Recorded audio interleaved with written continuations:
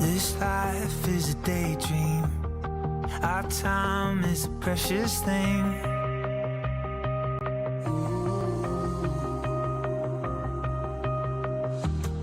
We're searching for meaning in the highs and the lows we've seen.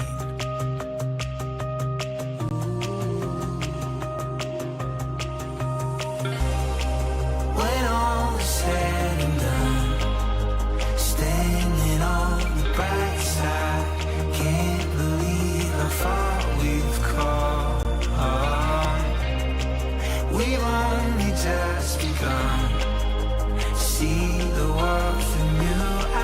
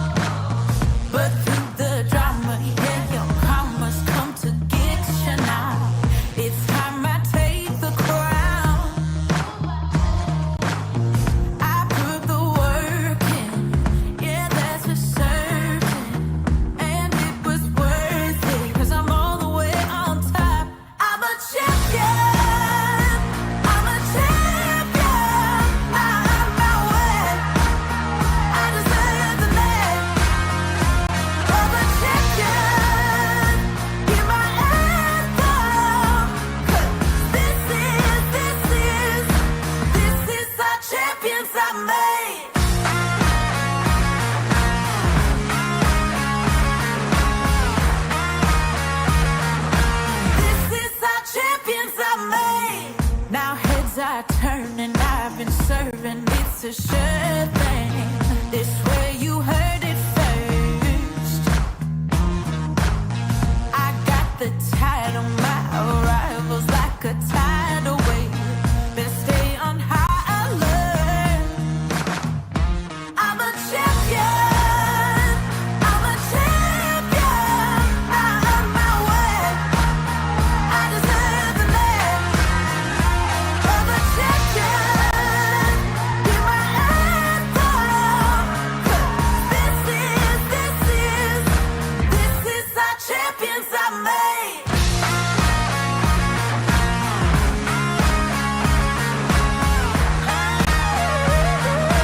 This is our champions I made.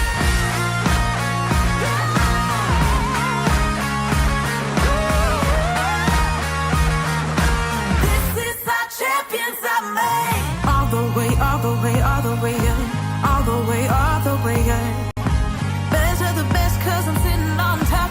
All the way up. All the way, all the way, all the way up. All the way up. Top of the game, cause I'm too hot to touch. All the way up. I'm a champion. I'm a champion. I earn my way. I deserve the name of a champion. Hear my anthem.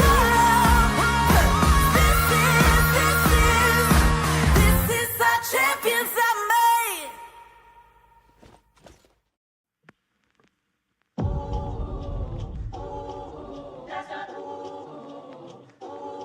Let's go. Bring it in. We about to do what we did again. Nothing to prove, but you know what we've been against. We got a call to do it. You know we assuring it. You see the evidence. Yeah, you see the homie. I'm going from holy to holy. Going from glory to glory. I ain't just living, I'm telling the story. I had an episode better than Maury. I had a step and they couldn't ignore it. I had a shot and I hit it like Ori. I feel the glory. I feel the glory. Let's go. If I do it, I'ma do it for the glory. Yeah, ain't nobody gonna do it for me. Kill it every day up in the morning. It's a blessing, so I do it for the glory. Hey, the glory.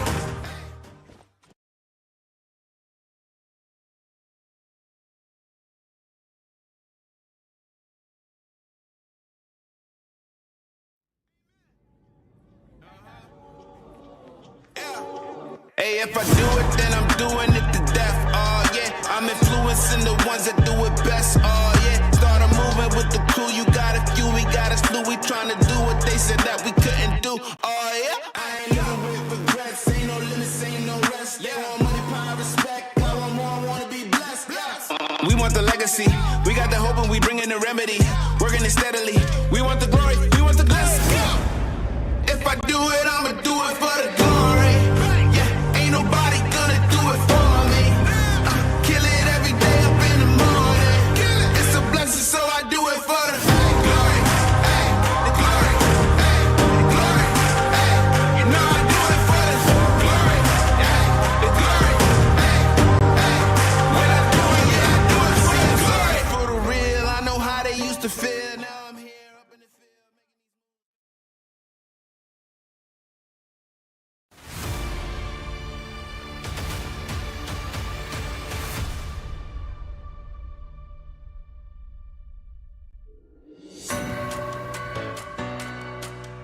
Oh my goodness, would you look at that, ladies and gentlemen, we're back again. It's going to be week 2 of the T3 Arena League, bright and early in the morning. I'm feeling great.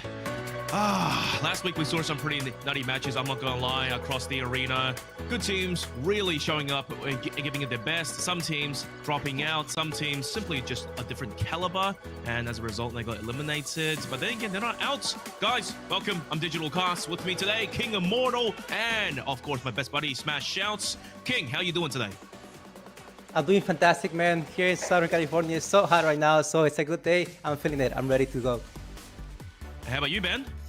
Yep, feeling good, feeling bouncing back from last week, of course, feeling much better. Glad to have King here as well, of course, in sunny SoCal, or California, so that's great. How are you going, Digi? I heard you had a big weekend. Well, not too bad myself. A little bit of stage hosting over the weekend, and honestly thought my throat wouldn't recover in time. But look, here we are, and I feel perfectly good and on top.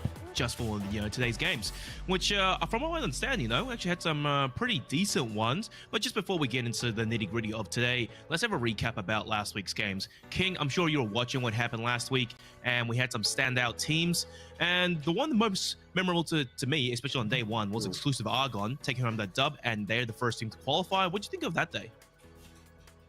Oh man, well, it was 5 hours worth of content. I did see some of the matches. They were doing fantastic. I think they got their strategy on point. They know what to pick. They know where to go. So I mean, I'm expecting to see the same thing for this other exclusive team because they usually scrim together all the time. Yeah. Well, then on that note as well, talking about exclusive teams, right? What is it about this clan that has them, spread their fingers so wide into the scene? How come they have so many rosters coming into this? You gotta say you have all these different have come out to the top, and then they try to make their own way into the esports scene. But then you have this top team exclusive, who before we used to be, I think it used to be called Affiliate, and they keep recruiting all of them other clubs and them into exclusive, and that's because they are so good at what they do. They got a couple coaches in there that also train with them, and they play quite a bit of scrims. So who wouldn't want to be in their team if you want to play in the esports team? Wow, Ben, it sounds like exclusive. They've got the entire support network and all the resources coming through. So if you want to succeed in T3 Arena, looks to be definitely the club to join. Yeah, and it's good that they've got that little foundation there as well as some coaches to help out. A little bit of, third-party aspect in terms of having a look at your gameplay is always helpful. Getting a different set of eyes on it. It is good. I'm going to start to wonder when these exclusive teams start to come up against each other, we might see some different little metas forming just off the knowledge they have of each other. That will be exciting to see, a little bit more wacky and wild picks coming out, or some strategies and rotations, etc. But I mean, today we've got an exclusive team coming up. I think we have got the exclusive Eternal guys. Yes, we do. And look, Exclusive Eternal, right, they did actually play a game early on, and it was actually versus Colts, which are two teams, that I suppose are in the scene. Exclusive Eternals, apparently one of the favorites so far to win out the entire thing. Colts, a newcomer, and the results, gotta say, kind of expected, 2-0. Any thoughts about that, King? It wasn't surprising. I mean, you got T3 got in that team, and you also got Wake Up. Those two players are the ones that won the NA Rampage, if I'm correct. So you weren't expecting anything less. Colt, on their side, they're people that are just coming in. They're good. They're absolutely fantastic. But then you guys are playing, or they are playing against some top 1 team, so it's as expected.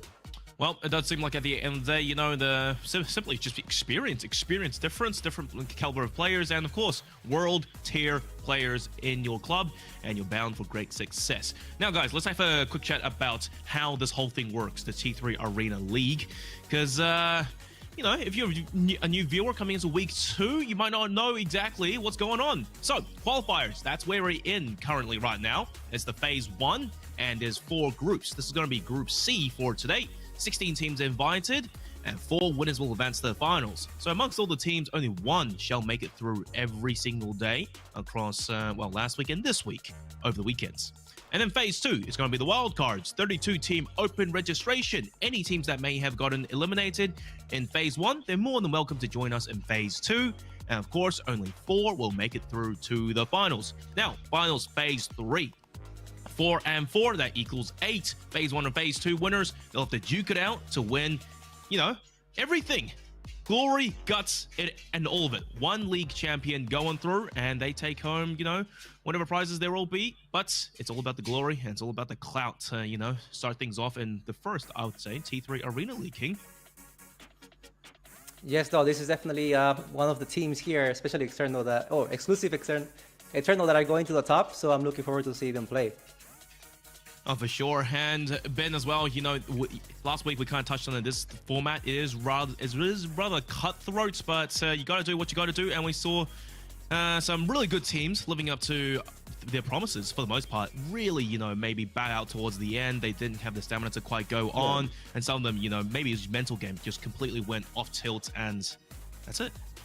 Well, yeah, the beautiful thing about this format is the best team is always going to end up on top, because it's obviously the qualifiers are double elimination, so we'll see double elimination today, but it's also double elimination in terms of having a wild card to go through as well. So if your team in the qualifiers didn't quite have all of it together and they didn't quite play to their potential, then you can still come through those wild cards and still show what you're made of. So end of the day, we're going to have the best 8 teams in T3 Arena vying for that championship, and it's going to be a pretty prestigious one to take home as well. The first real big big one out of T3 Arena. So it's going to be good to have all of the best teams that we can possibly get representing. Yep.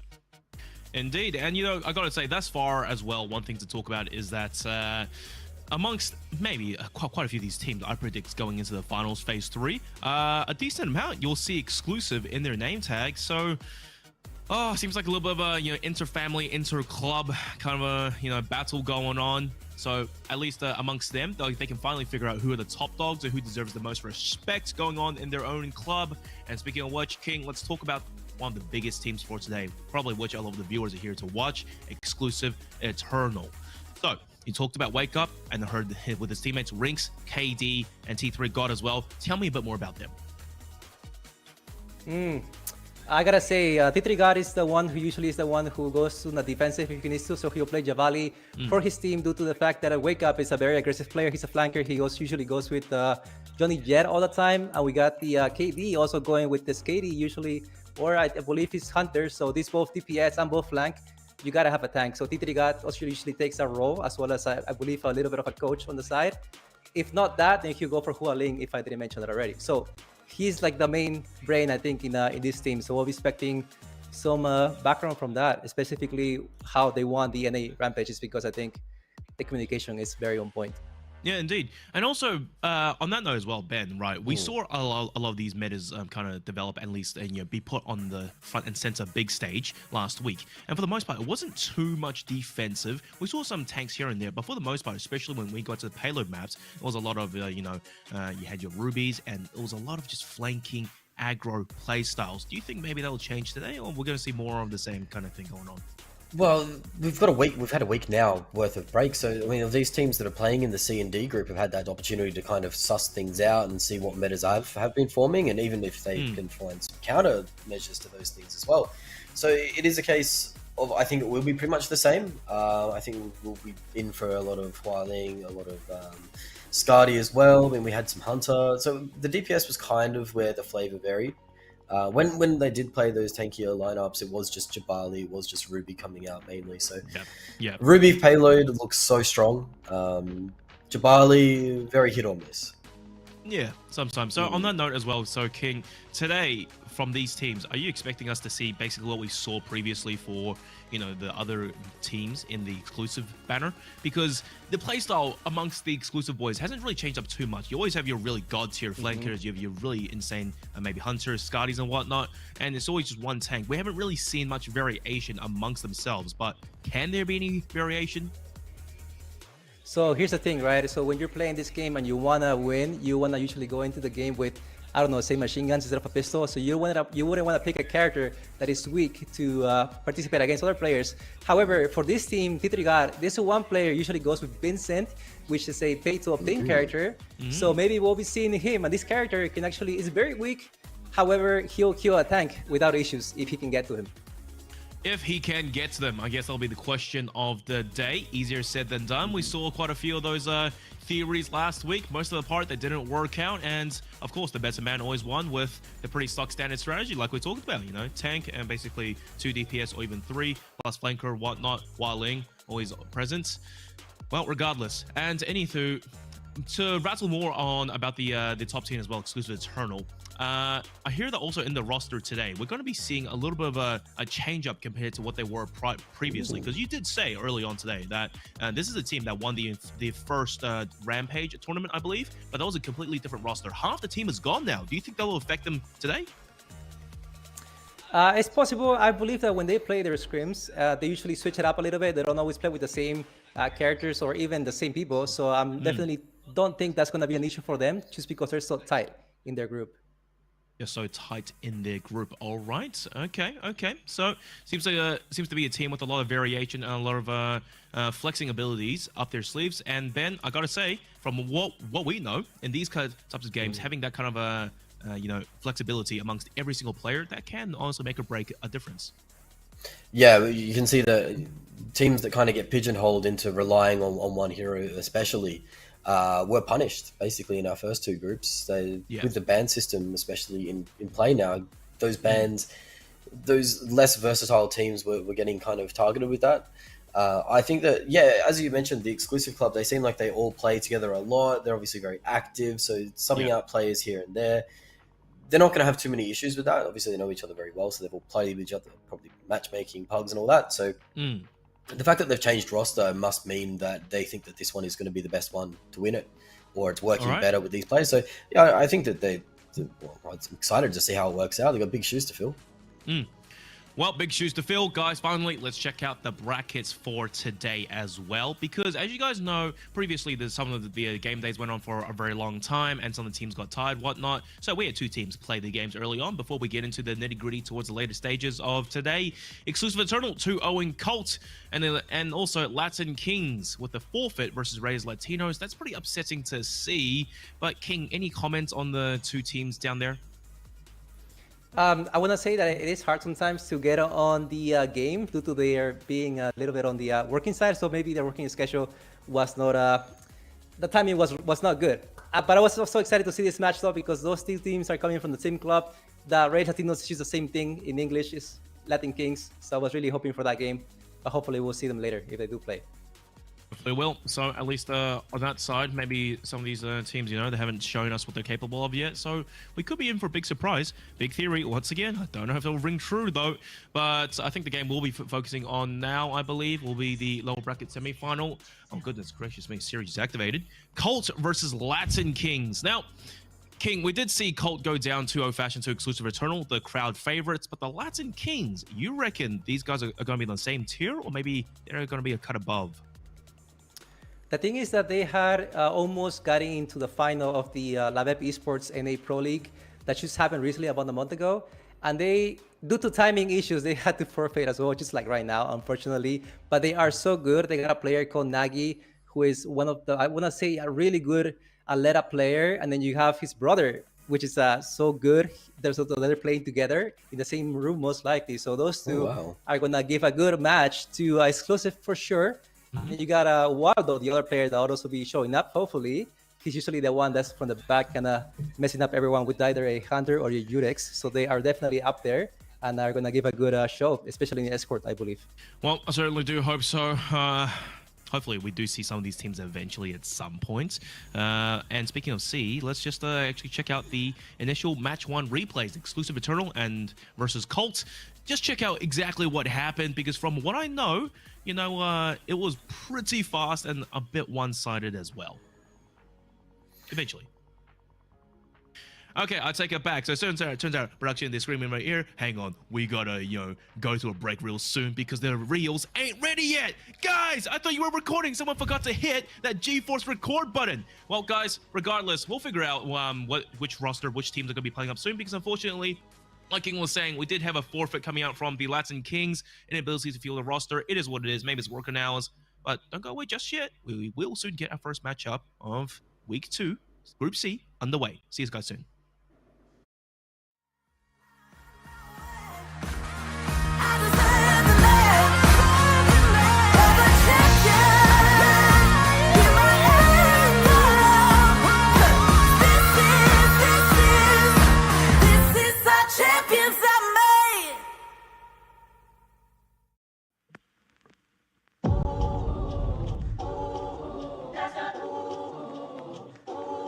Let's go.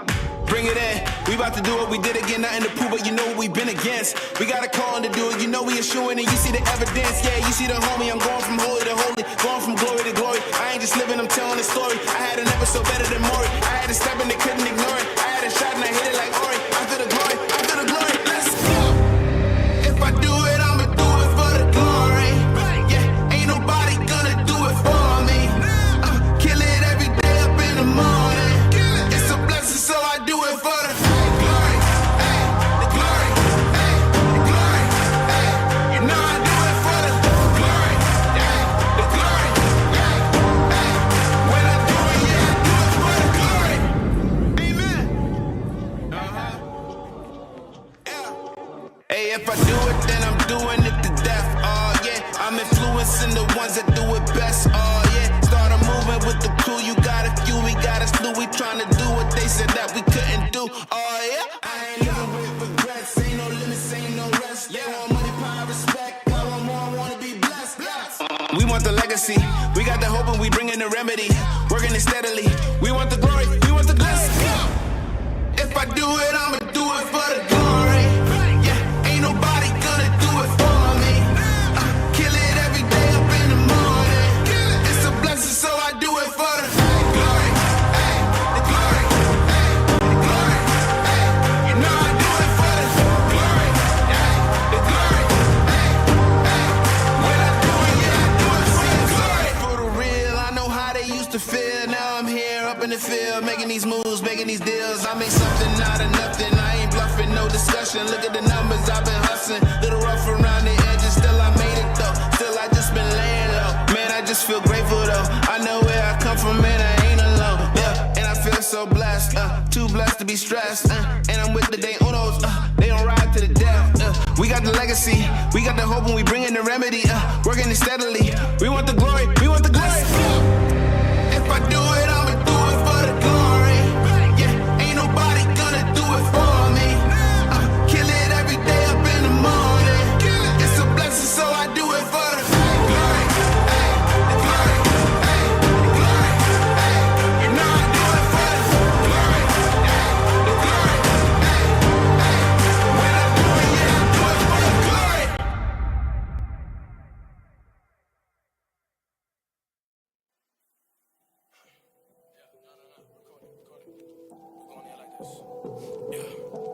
The summer of 2011, I lost everything and I witnessed the drought. Totaled my vehicle out on the road and I barely could breathe when they mentioned the mouse. Look to the sky, know I need help. Look for the sun, all I get is the clouds. Called up my sister when I hit the campus. She answered the phone and she hit the account. Now I'm back up, looked at my plan and adjust. It got so harder to trust. Cancel my friends after graduation, cause when you a giver, it's never enough. I had nothing to say. Slept in the garden of snakes. Far from me playing it safe. I was running from God, his plan and his call. I didn't even know he was keeping me safe. I hit the bottom, I called up my mama, she gave me the truth and was praying for me. Life in the game, but you in a circle and running from purpose and playing for keeps. They scream YOLO, I went solo. That same night I went dropped on my knees. The weight of the world I kept on my shoulders for all of my life was traded for peace. Yeah. Cool. Yeah. The game getting pressed like articles. Yeah. After delivery, taking where marshals go, they wanna limit me. I'm with a ceiling be he been toe taking all of my enemies. I've been body bagging up the energy. I'm in the streets like a city with Mardi Gras. Yeah, hot in the crowd, and I'm turning it down. Yeah, you're not a king. I don't see thrones in your crown. Yeah, it ain't a show when the truth comes to your town. Yeah, a new heaven and earth. I'm going to life on the clouds. But anyway, I reach for a mic and a dinner plate. Having my home and a house so big, I'ma need a tour like I'm selling dates. Hold that thought, I meditate. Lost my way in 2013, got the key to life, that's a better place. I'm really from that bottom. I ain't have a dad with the richest rag, so I focus on what matters. And my coach put me in. Now I'm on the field and I got him. Well, I guess it's safe to say it's really about to be a problem.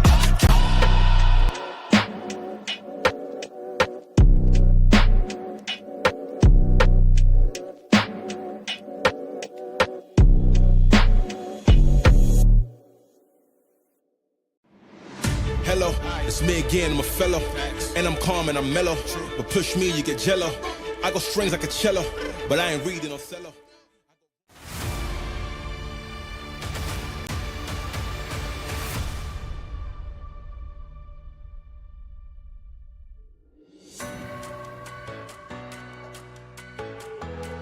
Ladies and gentlemen, T3 Arena crowd. Finally, we're back. Finally, we got some teams that are actually ready to play and they're not out partying, having a great time tonight, even though I know it is a great night and especially on the weekend as well to be having some fun. But guys, you're playing for prestige. You're playing in the T3 Arena League. What in the world are you doing? Anywho, King, I think you have some brief comments because you know these teams pretty well. So what exactly is going on with them? I do, man. I mean, these guys are a little bit younger, so, you know, they tend to party. Maybe it is a Saturday, it is a Friday, depending on where they are. So they were out partying most likely. They've done this before a couple times in previous tournaments from my experience. I was not expecting them to do it on this one. However, you know, that's life. Sometimes you gotta do what you gotta do, you know? Yeah, exactly. You gotta do what you gotta do. Enjoy life while you still can. Enjoy maybe those drinks and bars, whatnot, while they're still there. Guys, regardless, let's move on to our finally first confirmed matchup, Exclusive Eternal versus Reyes Latinos. Now, Ben, we think we had like a brief talk about these two teams. What's your feelings on this one coming up?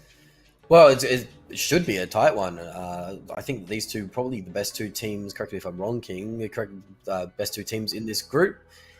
I think the exclusive Eternal. It's going to be hard to upset them. In terms of they were so dominant in their first matchup, and there's been so much highly spoken of them. So I'm expecting them to cruise through to a 2-0 again, but I think it won't be something too easy. I think it'll be a little bit of resistance this time. Well, King, how about you? Reyes Latino, what's the story behind these guys? Because from what I get, that they are another separate division of the Latin Kings, but Exclusive Eternal, we don't really know what they're about. They're great, they're fantastic. I want to hear it from the underdogs, quote unquote. So Latin Kings is the one that would have given a very good game to Exclusive. I want to say that Reyes Latinos have really one good player. I think he's #1 ranked in Mexico right now. So we'll be expecting some good things from him. Then they also have this other guy whose name is... He's really, really good at 1v1s. So if you have... That way, if he has that opportunity to engage in a 1v1 with any of these players from Exclusive, I think he'll come on top. And then if they can be able to do a 3 versus 2, that's going to be a great moment. And then Exclusive's got to watch out for that. And then you got Seta... you got Eli, who is a flanker. So they got a really good combo. So if they get some momentum there with the positioning, I'm sure they top. All right, you said that you're sure. I don't know how sure you are, but it sounds like a theory to me once again. Because look, if yours has to go up against T3 God, I mean, it's in his name. This guy has the the rep and of course the confidence to call himself T3 God. They play the similar roles, and if he goes 1v1 against him, I gotta be honest, I don't know who's gonna come out on top, but look, I'm sure the teams are getting ready, so eventually we'll have to see them play out and just show us what they are about. You can walk the talk, but sometimes, you can walk the walk, but sometimes you gotta talk the talk. And now, finally, let's talk about the hero bans from these two teams. This is something a little bit newer, I guess, that I think spices things up a little bit. Exclusive Eternal. Let's talk about theirs first. It's going to be... the Christina ban, and for Reyes Latinos, a letter ban. I think this makes sense, King. Oh, that's a really tough one because on the Exclusive side, you got this player. His name is Wake Up. He's an extreme god. I want to say that using Johnny Jer. So I was really hoping they would ban Johnny Jer due to how difficult it is to kill this character. Yeah. And as far as the Alera, well, I mean, I think that's a good ban. They got Eli, who's a really good flanker and aggressive. So the fact that they're taking Alera from him is going to be a tough time for Reyes Latinos. And also, just to bear in mind, guys, the bans apply for the other team. So therefore, Christina cannot be played for the side of Reyes Latinos, and Alera cannot be played for the side of Exclusive Eternals. Man, these teams, I swear to God, something about the ALS at the very end of their names, it's tripping me up, Ben. Yep, it can be easy to trip up on some of these team names, the abbreviations.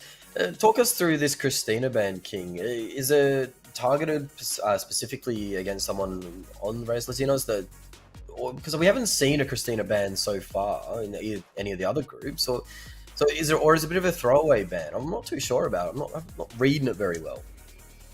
So now that you said that, I honestly think it's a throwaway ban. I don't think they really care what character they're gonna be banning. I think they're more like, hey, bring it on, bring us your best characters, we'll just ban whatever you want to pick. That's the T3 God confidence, I guess, having that and just throwing away the ban.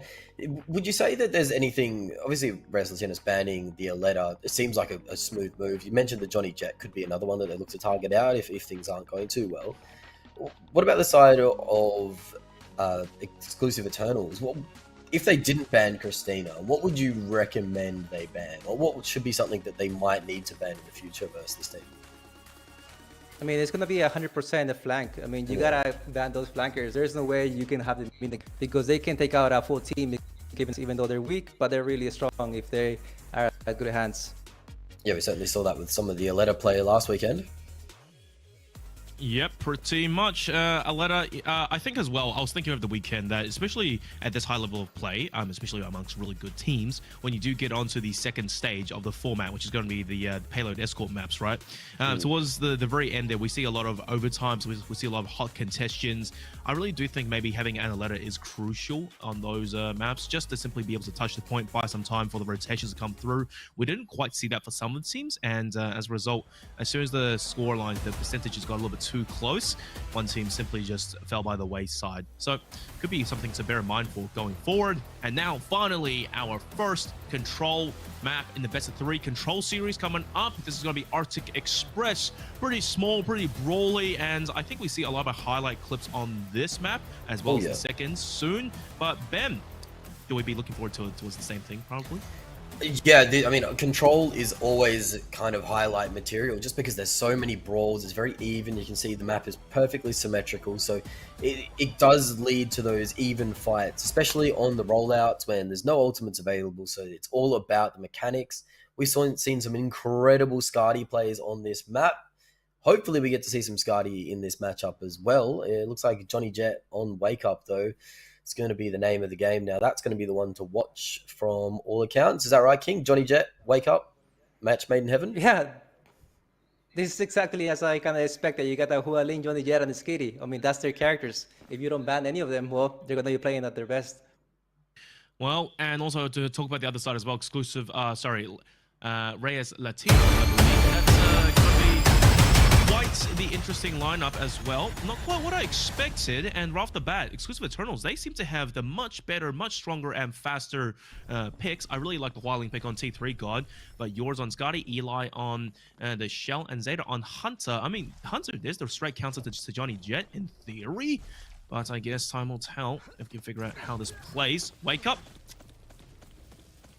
Okay, gets out safely. Not too bad themselves. And he spots a bargain, takes out Zeta. That's Hunter down. That's yours down as well amidst the chaos. That's already a team wipe coming through. Okay, Exclusive Eternals making things look nice and smooth, starting the game off. You could see T3 God landing the first shot on to that low player Zeta, and then Johnny Jet just going in for the cleanup. T3 God does get taken out immediately on, so the trades do go back. 2 players down on the side of Eternals, so they're going to go and get wiped. So the flip might actually come over pretty quick. Eli cleaning up there, Zeta as well on the handout, but another fantastic shot, but again gets flanked. Jeez. Zeta on the flank takes out T3 God, so it's a very even Steven start. Only 26% managed to capture over, and the brawls are starting to come through. Yep, starting to get a feel for each other. Oh, nice one-at dance, but unfortunately, Yorsey gets taken out by Wake Up, who, so far on Johnny Jet, is doing a great job at being the aggressive fight instigator. I gotta say, good movement, jumping in and out, back and forward between his opponents. They simply are having issues tracking him down. Finally, Eli burns him down with a sliver of HP remaining. Goodness gracious, Reyes Latinos, these guys are bringing the fight over towards Exclusive Eternals. That's a good start coming from Rings, but Zeta point blank Sonic Grenade plus a shot takes him down. A lot more close than I expected, Ben.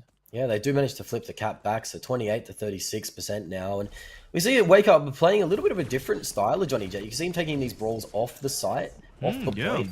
Where normally the Johnny Jets we've been seeing have just been basically stuck on that point. Yeah, making sure the contestant is always there. We see now pushing towards that site, waiting for an opportune time. But of course, has that capture.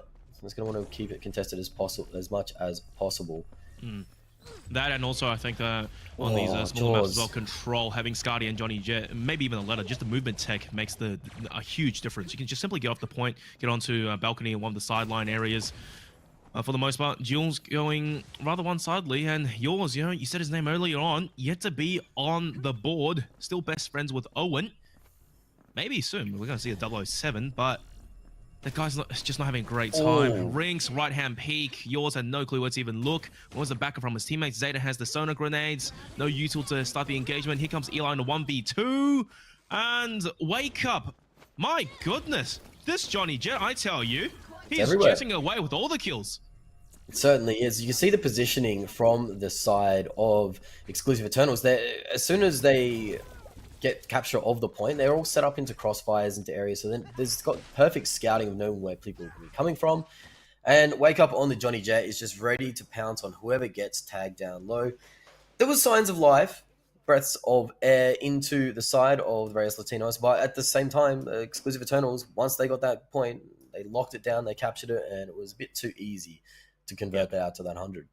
Yeah, straight up. And look, King, we just saw, for the most part, initially, it was a little bit toe-to-toe. Unfortunately, we didn't really see yours get on the board, I think, by the end of that game. And as a result, once Exclusive Eternal, they found their groove and they got the side control. They started pushing so aggressively, and it was a complete shutout spawn camp. It's very convincing. Yeah, so I don't know how much of a plan was for the Reyes Latinos to pick Hunter to go against Johnny Jet. Maybe they knew they were going to pick him. Who knows? But that was, you got to be careful. With Hunter, you got to stay very back. But Johnny Jet is just super aggressive when he's playing it. Yeah. And then also about yours, I mean, he tried doing his 1v1 and he just didn't get it. Yeah, no, not indeed at all. And also Hunter as well, now that you mention it, is pretty interesting because we usually see the Hunter pick coming out on the Payload escort maps where there's more room to work with. Close quarters combat, I really do think he struggles a little bit with the burst fire and having to place precise shots when you have Johnny Jet bouncing all around you and whatnot. So, it do be how the cookie crumbles, Ben. Yeah, the one thing I want to highlight is how they're using the Johnny Jet on the side of the Eternals. They're using it more for a cleanup. You see that they have those two heavy hitters in the Skadi and the Hualing, so they're tagging people. The communication's straight on point. Johnny Jet cleans it up. So even if the player gets tagged by the Hualing, gets around the corner, so the follow-up can't come through, there's Johnny Jet right on it, takes out that last third of the HP bar, and the kill's converted. So teams have been using that Johnny Jet more to anchor the point, whereas Wake Up is using it more in an aggressive way to finish off some of these kills. Yep, which is actually a pretty interesting contrast now that you mention it. Wake Up, for some reason, doesn't really like to sit on the site, but then again, I would like to think that maybe he's just not so scared of the Reyes Latino team. And King, I want to hear from you.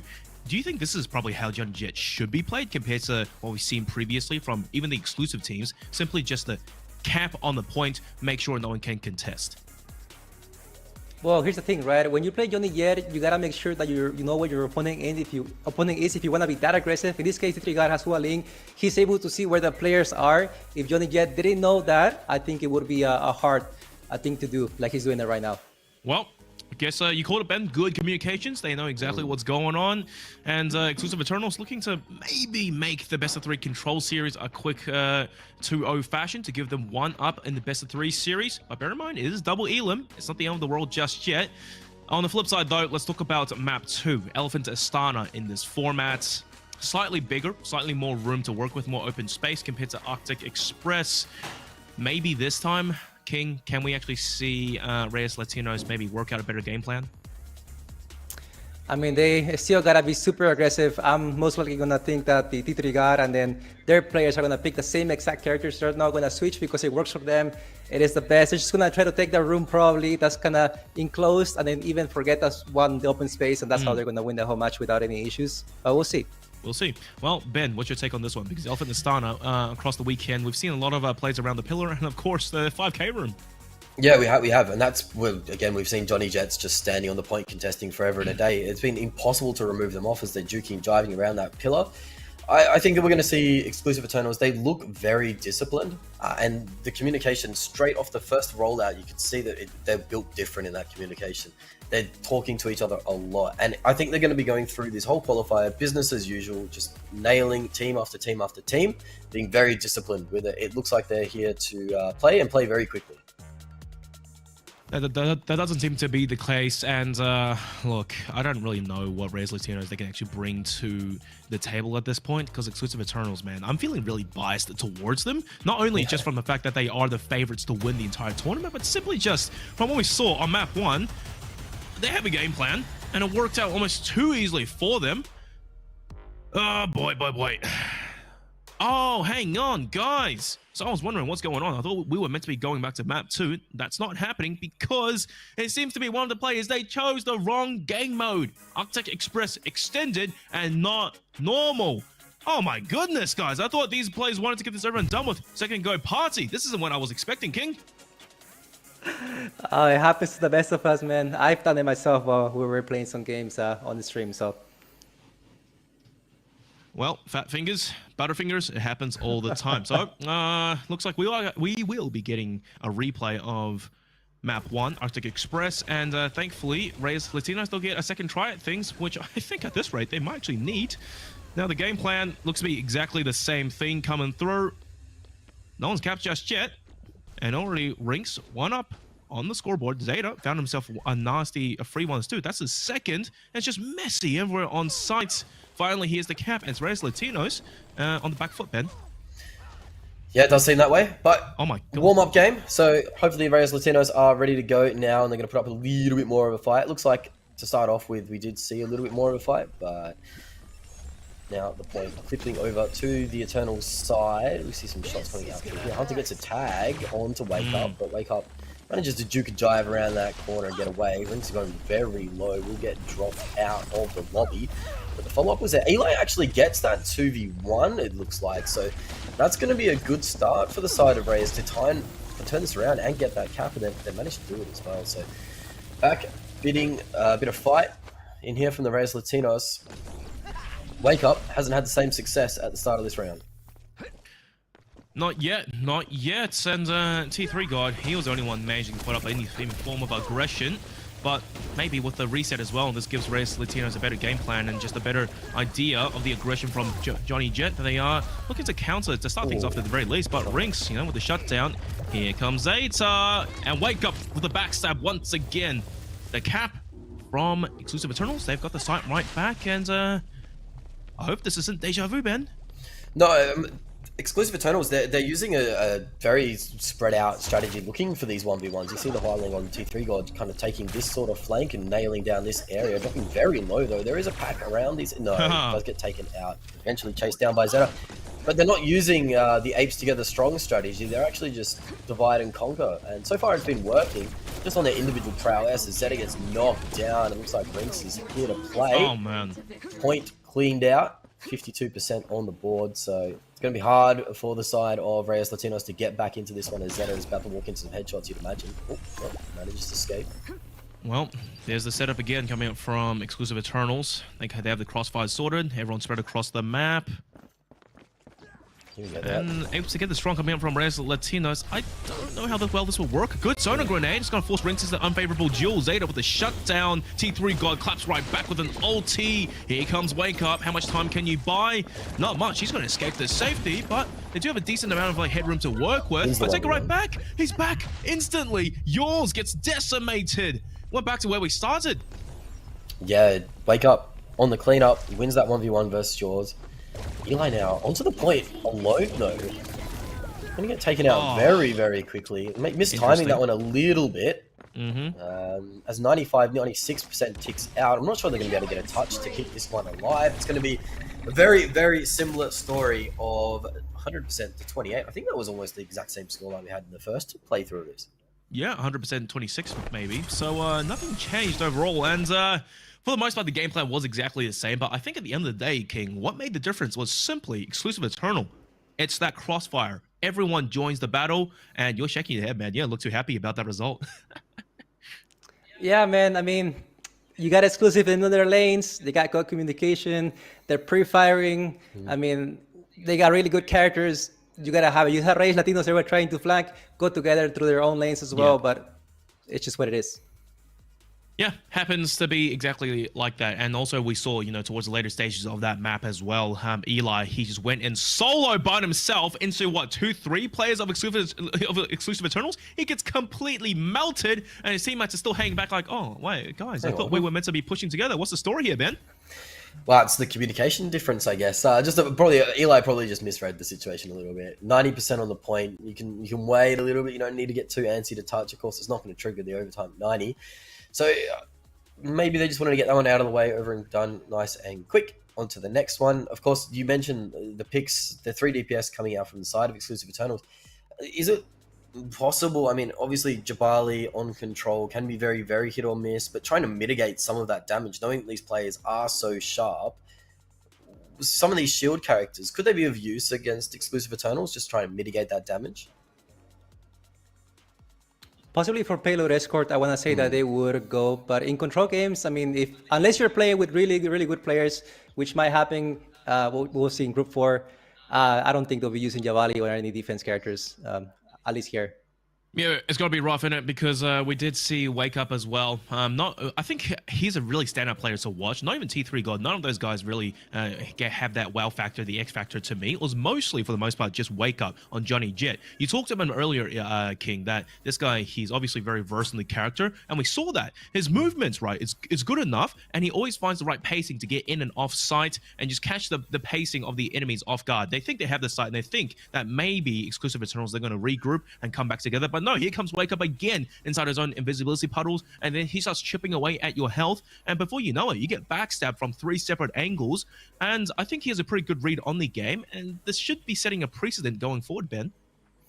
Yeah, I think that this triple DPS comp, especially, I mean, I mentioned the first playthrough, the communication's on point. I mean, obviously, Wake Up had a harder start to that round as well. Like, didn't have that first clean kill. I think it was 0 and 2 at one point, but it's such a refined strategy in terms of if they can execute it and they get that first shot in and then Wake Up comes and cleans up, then perfect. It's going to work every single time. And you saw that they trust Wake Up to anchor that point as well. When it was down to that 1v1 on the point, Wake Up wins that, plays around those health packs, plays around the health puddles. So Wake Up, definitely a very, very good Johnny Jet player and using it in more than one way that we've seen. So different play styles, different moods. It's fantastic to see a Johnny Jet being utilized to his full potential. Now, King, I want to pose you this question, right? We've only seen one map in the best of 3 control series, Arctic Express. The result was the same, even though Reyes Latinos had 2 goes at it. Elephant Astana. What does Reyes Latinos have to do to really counter Exclusive Eternals? Exclusive Eternals, they've got the crossfires set up. They have the communications down. What can they do? They gotta go in there together. They gotta be careful though. I think someone has to flank without communicating really well. If they don't do that, they don't win their first encounter, I think they're not gonna make it. Oh boy, it is that simple, Ben, isn't it? So when maybe individual prowess shooting cannot be up to par, because we saw Rinks as well, just lay down some heavy fire on Scotty, shot after shot. Mostly just a standard day in the office for him. Map to Elephant Astana, it's a little bit bigger, different lanes, communication, and just going together as a team, and we all know the importance of that. Yeah, and it is about when you're in these matchups, when you're a heavy underdog, obviously you've got a team that you're up against that's incredibly skilled, all credit to them. You do need to start thinking about how you can work things. So obviously Exclusive Eternals, they're happy to spread out and try and take these 1v1 duels. They're also very happy to kind of just play the map. Whereas the side of Reyes Latinos, maybe they need to start working on isolating a lot of 2v1s, trying to get some trade kills going on, trying to get some momentum on the board like that, disrupting them a little bit. So yeah, they could go for more of this 2-1 split compared to what they're doing at the moment, which is a lot of either all together or 1v1. So they need to try and isolate a player, 2v1 them, then move on to the next type deal. Because at the moment, the 1v1s aren't working. And if they're going all together, they're just kind of walking into just multiple crossfires. Well, 1v1s, it sounds a lot easier said than done, especially when it comes down to choosing the right player to 2v1. So when you do have Wake Up, he has a tendency to basically get the hell out of Dodge, and you cannot find him anymore. And already right off the bat, map 2, there we go, Wake Up, capturing the objective already. That's an interesting little skin coming through. And oh my goodness, that's so different! T3 gone, the instant clapped back. Oh, it's not looking great. The start is awful. King, let's get you a quick comment on this. This is the character that I was mentioning earlier that is paid to obtain. Vincent can take out a Javali or any other banker character without any issues if given the chance, and this is exactly what happened. Certainly was given the chance on that rollout. Tinker God already starting to show up. Nice little highlight clip there. Really happy with that one. You can see 0-3 across the board for the side of Reyes Latinos. They haven't been able to manage to get one. There we go. Wake Up does get caught and punished for it. Eli on the board. Yeah, and Rinks showing up with Scotty. Good web initially. It's just a little bit back and forth, and Rinks, oh my goodness, in the air. Strafes out, gets that shot down pat. Finally, a little bit of contention coming out from Reyes Latinos, and they lose it just like that. Damn, I was getting excited there for a second. Certainly a little bit of excitement coming through. As we keep going, things have slowed down quite an amount. Looks like I'm just working through some things. You can see Johnny Jet in the spawn playing around, but yeah. does look like there is some things going on. And talk to us about Vincent, though, a little bit, King. We mentioned that it has been picked up by T3 God. Talk through the kit for players that aren't quite familiar with it. It's a tank buster, it seems. It does high amounts of damage. I saw some 6,300 shots going through. Yeah, Vincent costs about, I want to say, 3,000 gems to obtain. He is super expensive. You get him through the arcade. And yeah, this character goes in base. If you manage to hit him one time, he'll just go in base and run away and then come back within some time. So he'll just go in base and try to kill you from the back whenever possible. And that's what makes this character so versatile. However, he has like 2,000 health though. So if he gets seen by good players, he'll get wiped pretty easily too. Squishy, so you better the map well and have good timing. And also just to let you guys know exactly what's going on there. Turns out T3 God on exclusive Eternals, this guy, he choked it, man. We knew the rules from week 1 from Group A and Group B. In between the best of 3 control series, you cannot be changing your hero. You have to stick to the same hero. That's just the format. Coming into map 2, Elf in the Star, and this guy switches to Vincent, and we're like, oh, that was cool. That's a nice highlight clip. And then as a result, rules are rules, guys. You gotta respect them, as Bang said last week. Reyes, Latinos, they'll be handed a 1 point as well. So that's the equalizer. We'll find out what happens on map 3, guys. We'll see you soon after the break. It's a sure thing. This way you heard it first.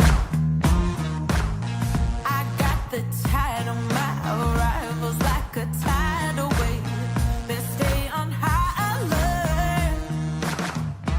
I'm a champion. I'm a champion. I earned my way. I deserve the name of a champion. Be my anthem. This is our champions I made.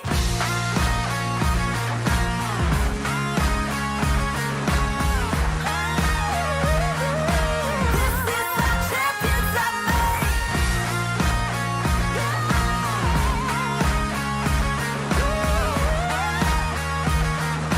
This is our champions I made. All the way, all the way, all the way up. All the way, all the way up. Best of the best, 'cause I'm sitting on top. All the way up. All the way, all the way, all the way up. All the way up. Top of the game, 'cause I'm too hot to touch. All the way up. I'm a champion. I'm a champion. I earned my way. I deserve the name of a champion. Be my anthem. This is our champions I made.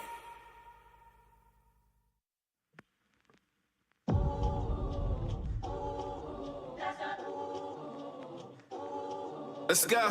Bring it in. We about to do what we did again. Nothing to prove, but you know what we've been against. We got a call to do it. You know we issuing it. You see the evidence. Yeah, you see the homie. I'm going from holy to holy. Going from glory to glory. I ain't just living, I'm telling the story. I had an episode better than Maury. I had a step and they couldn't ignore it. I had a shot and I hit it like Ori. I feel the glory. I feel the glory. Let's go.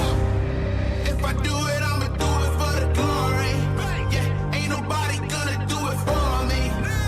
Kill it every day up in the morning. It's a blessing, so I do it for the glory. Hey, the glory. Hey, the glory. Hey, you know I do it for the glory. Hey, the glory. Hey, hey, when I do it, yeah, I do it for the glory. Amen. Yeah. Hey, if I do it, then I'm doing it to death. Oh yeah, I'm influencing the ones that do it best. Oh yeah, started moving with the crew. You got a few, we got a slew. We trying to do what they said that we couldn't do. Oh yeah, I ain't living with regrets. Ain't no limits, ain't no.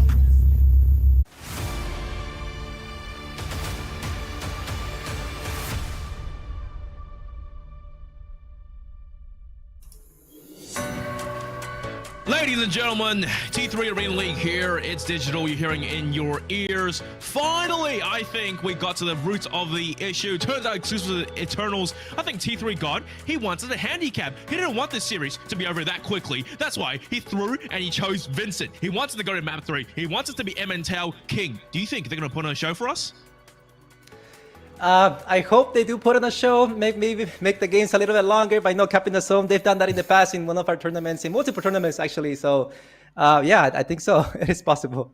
It's possible. And Ben, man, game morales.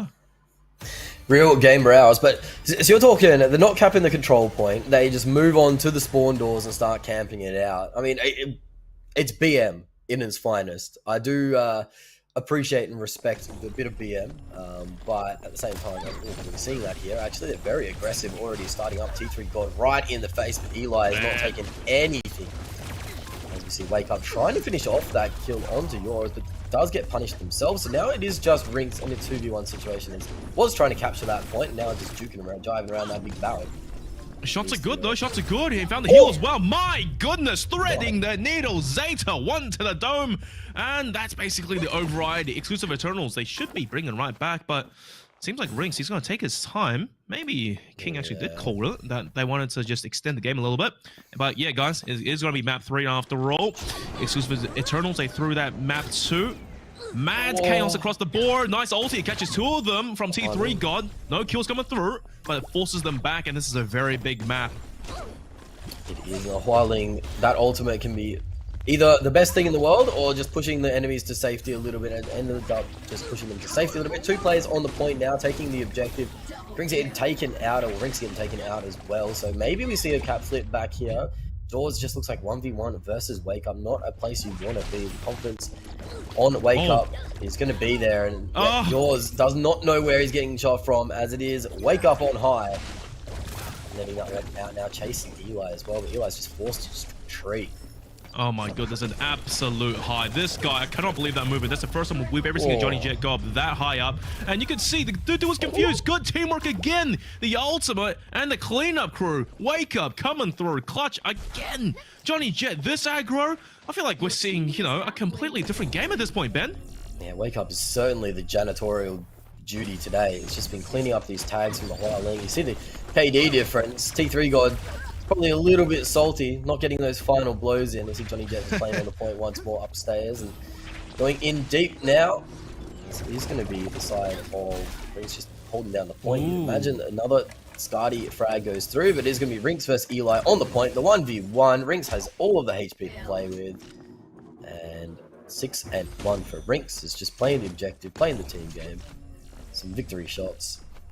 This one is looking pretty dunzo, actually. Unless they can get Rinks here, isolating that 1v1 or the 2v1 situation. Falls back to that health pack. Easy does it. Good sonar grenade, and there you go. There's a 2v1 you're talking about. T3 God, good shot, and the ultimate to boom in the air. Clay Pigeon Eli gets popped, and here comes Wake Up cleanup crew. George did not live to fight another day, and 90%. We're pretty much done at this point. It's such a curious like game, you know, team play moment coming out from Exclusive Eternals as well. They're not really playing together as a team, almost individually hunting T3 God with the grudge to settle, and he keeps going down. Not that it matters, because in comes Rinks, in comes Wake Up. It's just almost individual, but just caliber-wise, they are leaps and bounds ahead of Reyes Latinos. King, map 3 just looked too easy. Oh man, oh man. Well, I mean, so here's the thing, right? So whenever T3 God plays by himself and he gets his whirlwind, he kind of goes by himself on the side, expects someone to push him. He uses that ult, takes a player out, and comes to Johnny Jet and just demolishes everyone else. So that's a good strat, if you tell me. Set him up, knock him down. It's perfect. I mean, that's the way it should be played. Johnny Jet cleans up after that. The whirlwind comes through, knocks them all up. Johnny Jet sprays them all down. I mean, that shot from Hualing, the shot from T3 God in that nice little flick. I love seeing those plays. Keep them coming. Scardy and Hualing, definitely my favorite players or characters to watch at the moment. Heroes to watch. I think you have a thing for crack shots, to say the very least, Ben. But for the most part, yeah, just individual pilots.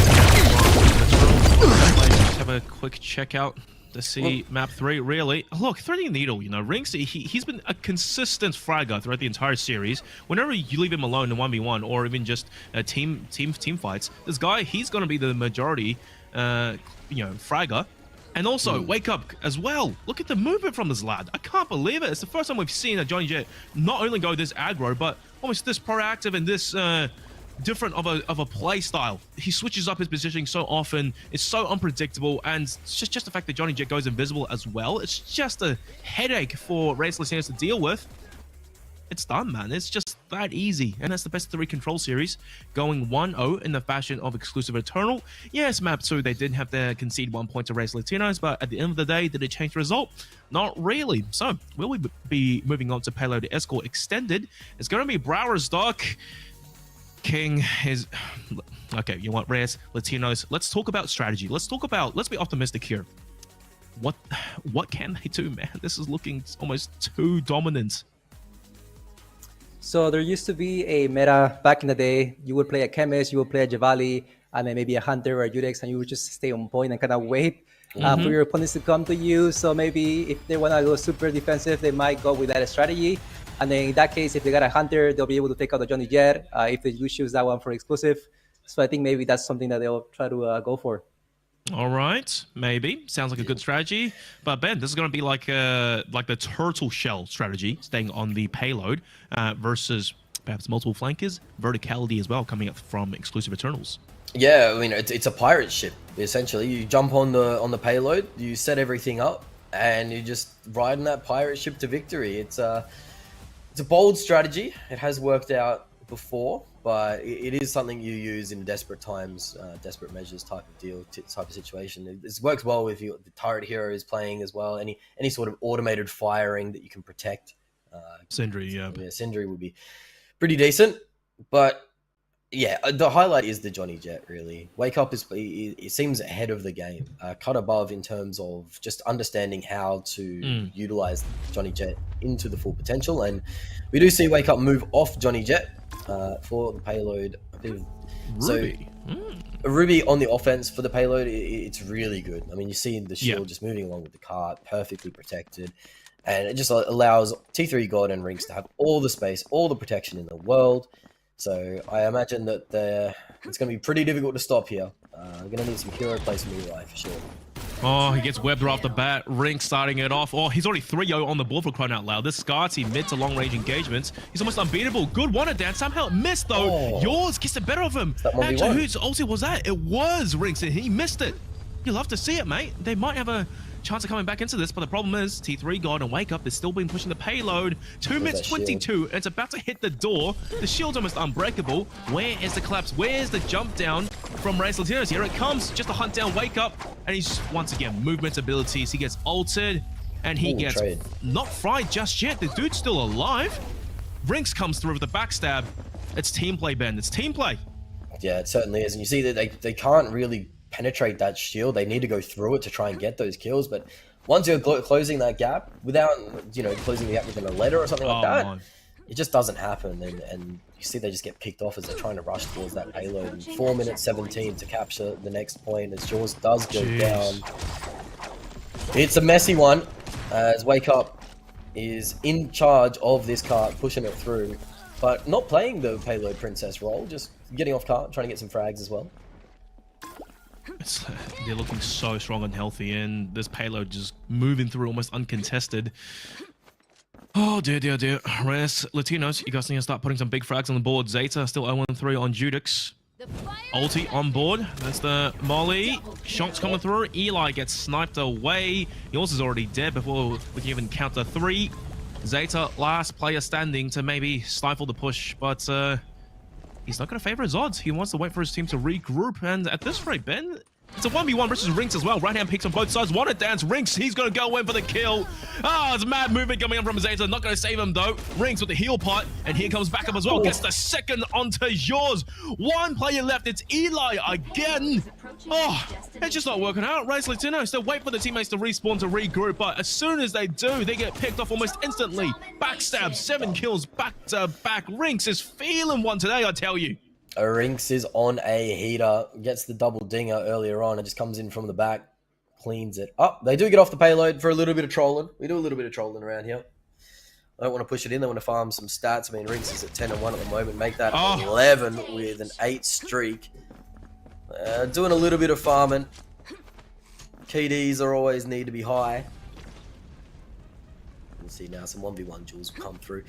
But it is going to be all over bar the crying. I don't think there's any doubt that this payload will make it eventually through. Zeta gets taken down. Wake Up now will resume the roll on the payload. Eli goes into the back, does take out T3 God, but Rinks is still alive, and at 13-1, he's going to go very aggressive to try and get the last few frags. Doesn't manage to do it. You see there, Jaws looking down at the barrel of that 6-shooter. Not a place you want to be looking at, though. No. My goodness. I don't know what Rinks' full-time occupation in real life is, but I reckon the guy who would look good in overalls because he's an absolute farmer, I tell you, into map 3. Goodness gracious me. And that's it. 2-0 done. Best of 3 series. Exclusive Eternals. They took home that 2-1 in the control best of 3. And then first map, Braverstock, Payload extended.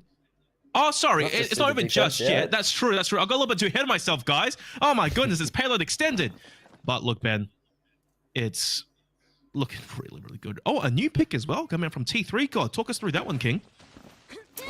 He's been known to be a really good player with Ja. He's done some amazing job. I mean, I'm sure he wants to get clips. That's what he's going for because that's what Ja can do once she gets his ult. Yeah, so that's I think what he's going for, much like when he picked Vincent in that other game. Interesting. Massive flex ability coming out from T3 God. And Ben, is there no end to this guy's hero pool? Yeah, it does look like just playing that hero depth, of course. It's Wake Up though on the Johnny Jet. Oh my god. He's going to be stalling out this cart. I wonder if they're going to play for 0 meterage. So that would be a good feather in the bow, feather in the cap. As we see Wake Up already going deep into almost their spawn doors to try and get some frags there. Zeta gets one on the board. Eli does take out Wake Up. T3 God though, pouncing over, taking out Zeta. We see the drop here. Eli in a load of trouble, you'd imagine. It is a 2v1 situation, but doesn't matter. T3 God dashes through, and there's that highlight clip starting to come through. He is literally flexing on them right now. He's menacing, man. This is the first time, or the second time, we've seen Ya played out in the T3 Arena League, and T3 God, he's putting on an absolute clinic. Wake Up is barely doing anything on this half of the payload escort, and once again, this guy, he's so cheesy with his positioning. He knows exactly when to go, where he can't go. Verticality or on the ground, in their faces dueling. I think he better have more than he can chew there. He gets eliminated, but here comes Yarn again. T3 God ulti, doesn't matter. Zeta shut down with a snipe. He clutches the angle. This is looking good. It's actually some push. There's some pushback from Reyes Latinos, but it's not over yet. Here comes Rings. One at dance. 1v1 for the most part. Zeta duking it in and out. Cannot escape. He gets ulted. Net's yours. But the backside coming through. He himself is in trouble. Trying to get into a corner. I can't believe he's still alive. Gets a heal as well. He's alive. His teammates have arrived. Eli's been shut down. Yours left to do the undoable. Oh my goodness, Ben. Exclusive the boy Eternals. That lived. Yeah, Rinks, I dead to all rights there. Not sure how they escaped that. Harry Houdini, eat your heart out. Rinks does get tagged out now as they try and find their way back to some safety. Okay, they are mortal. Does get taken out. They do bleed. But on the flip side, though, 1 minute 29 left on the clock, and they've yet to hit the first checkpoint. It's a very stark difference between how these two teams managed to push it.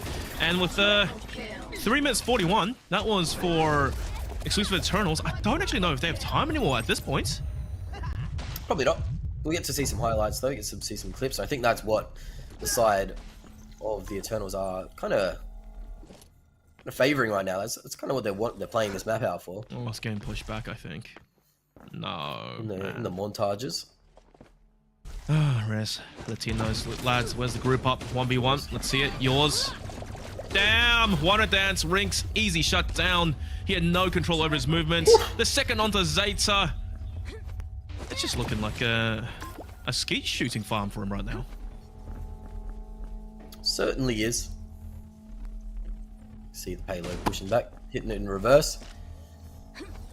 Yo, back that up. Back that up. Yours, Oh, Zeta, this could be messy. leaping to their deaths, to their doom. Eli does get the better of T3 God, but he's by himself now versus two heavy hitters, Wake Up and Brinks, which, for the record, Wake Up now, they're playing defense. This guy's having a blast of a time.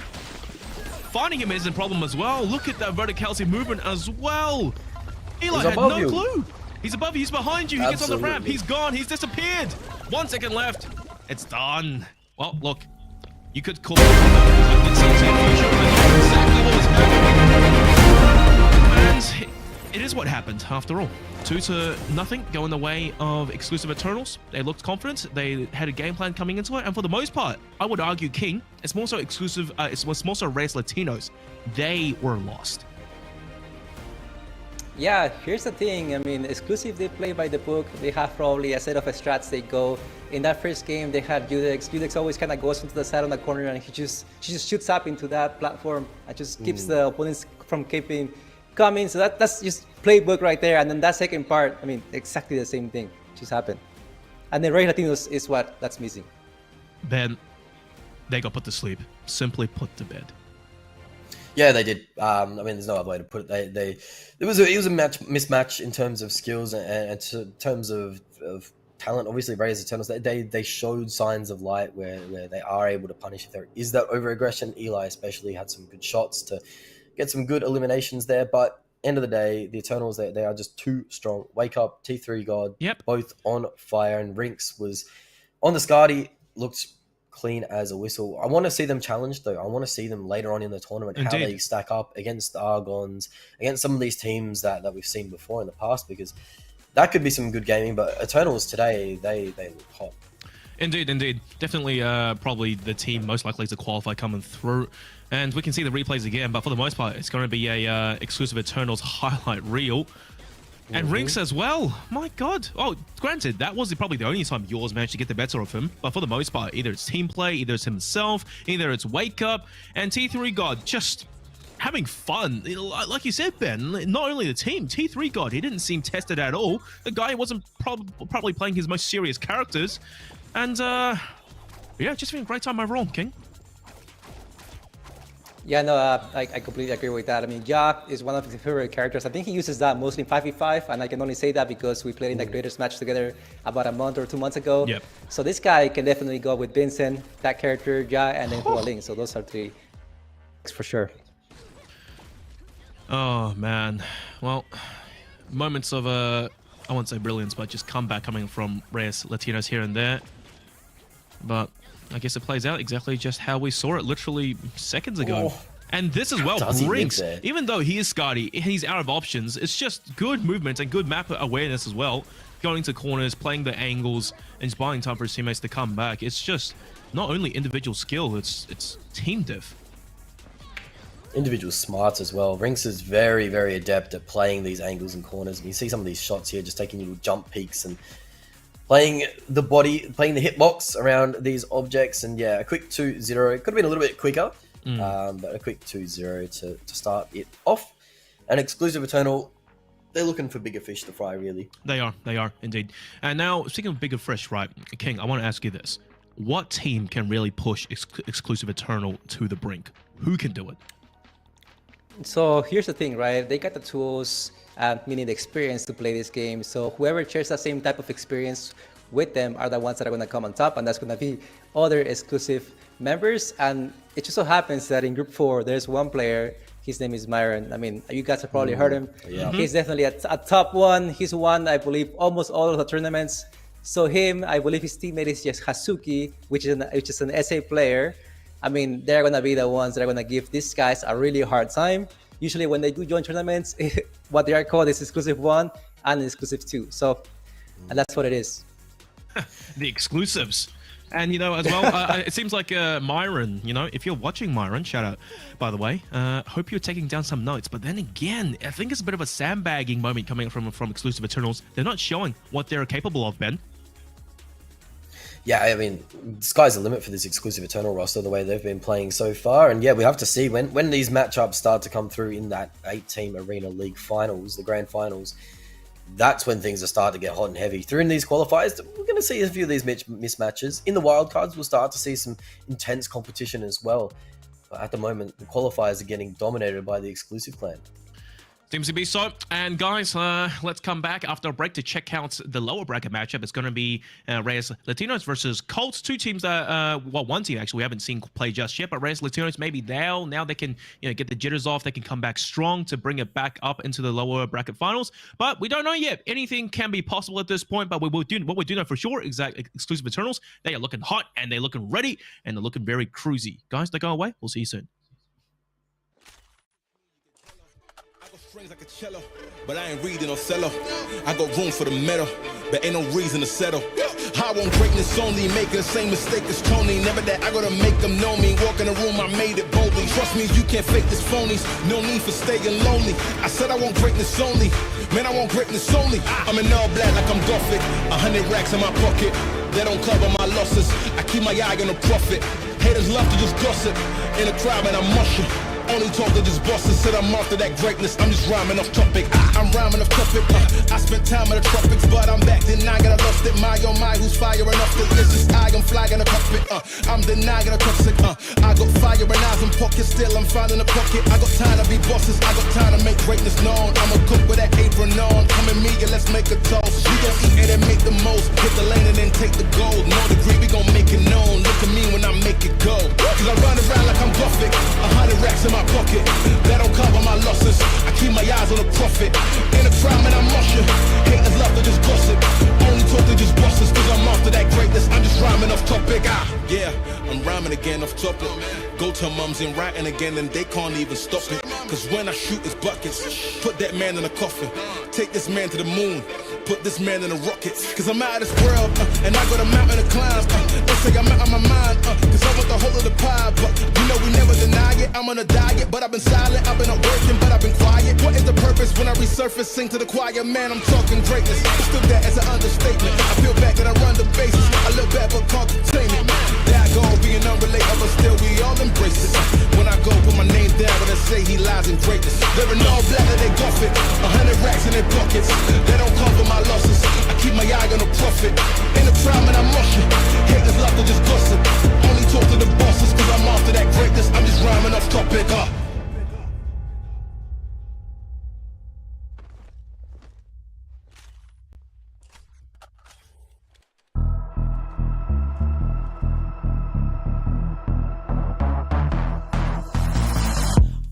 Work it, I'm swerving around the circuit, it's a circus. I'm calling out names, I'm sure you heard it. I got style, I'm running like a bull down the aisle on the loose. You better get used to it. You better get out of the way. I'm bringing on the heat like a wave. You all about to know my name. Turn the set up by day and by night, I make it rain. No walls can hold me back. I'm on the prowl attack. No matter how it stands, I'm unstoppable.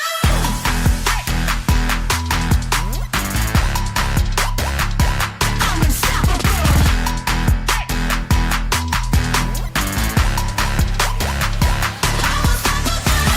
I go, any place that I like though. Maybe a little psycho, no, I'm not one to be trifled. I am my only idol, I'm riding high, no Eiffel. So major got no rivals and my veins are running ice cold. You better get out of the way. I'm bringing on the heat like a wave. You all about to know my name. Shut up by day and by night, I make it rain. I'm unstoppable.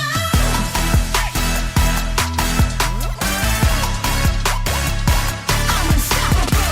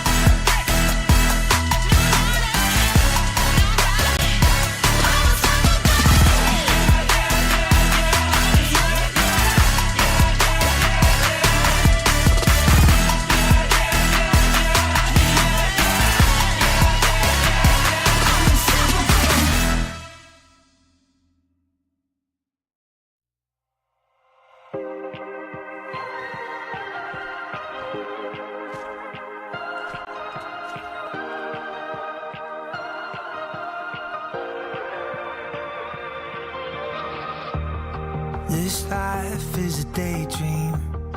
Our time is a precious thing.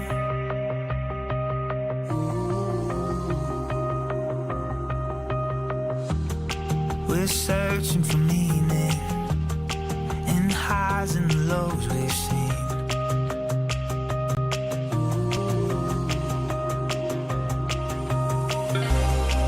When all is said and done, staying in all the bright.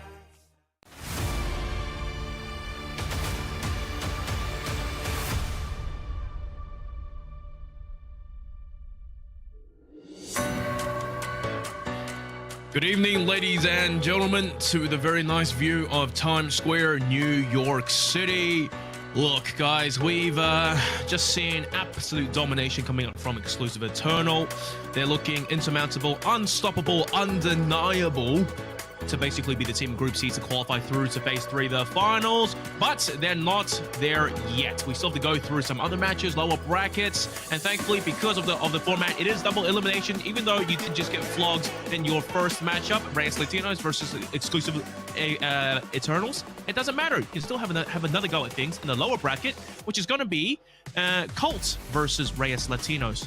A team that we didn't really see, a newcomer of sorts, really good hearts in these players, but can they stand to, compete against probably higher tier teams? I don't know. It's digital, it's King Immortal, and it's Smash, guys. We're back. Thanks for joining us. King, let's hear your thoughts first. Colt versus Reyes Latino.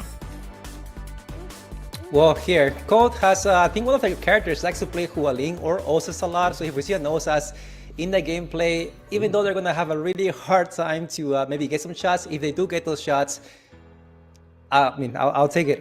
That's going to be a good shot right there, because every time Osas gets a shot, that's a clip.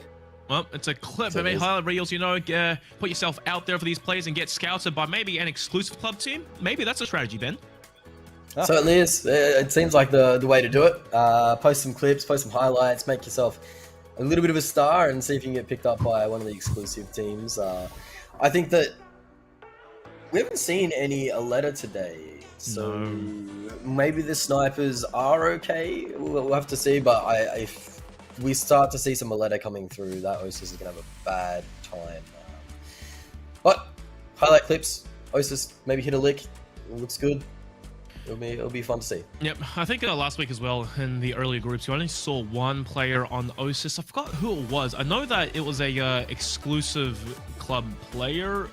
The name eludes me, but anyways, he got some pretty decent highlight shots here and there, but by the time the game was pretty much done, going their way. So enough talk about them. Let's check out the brackets now for today, how things are going, how we got here as well.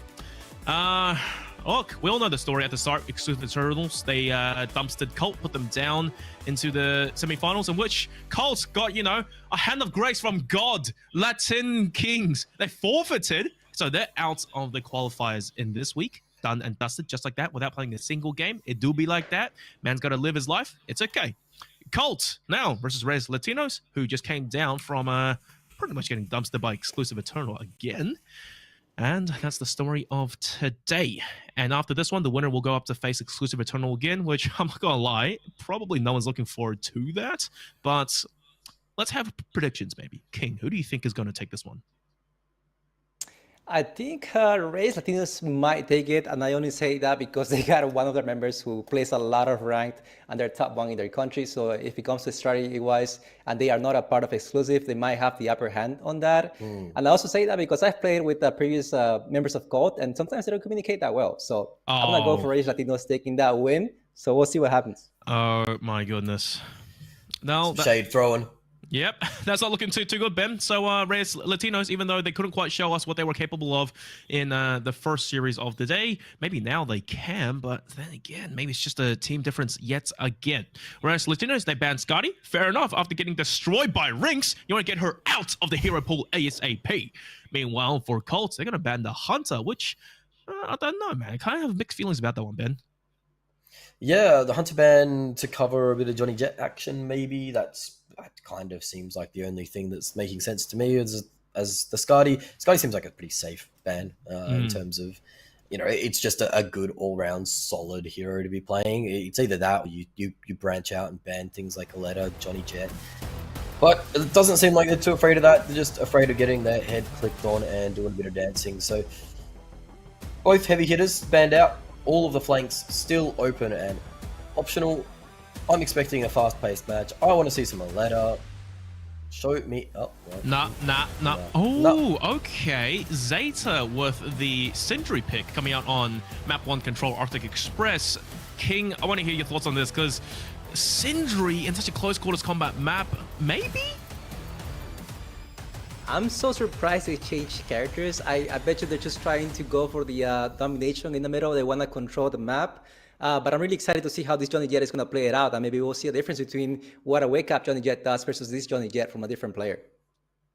Well, let's see the difference because Wake Up, I'll tell you, man, that guy, he is caffeinated. He is aware of everything that's happening on the map. He was looking so convincing. Zeta, let's see his point of view on Sindri to start things off. Team fight coming through. No. He is not having a good time to start it off. And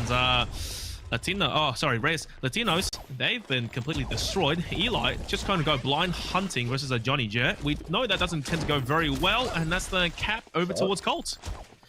Does get a first tag in there, so Illuminoid needs to back off. Mr. Destroyer getting very, very low on the run at the moment. Will manage to escape a little bit. Jaws does go down, so Johnny Jet isn't going too poorly, to be honest with you. No. Let's see if things are working out.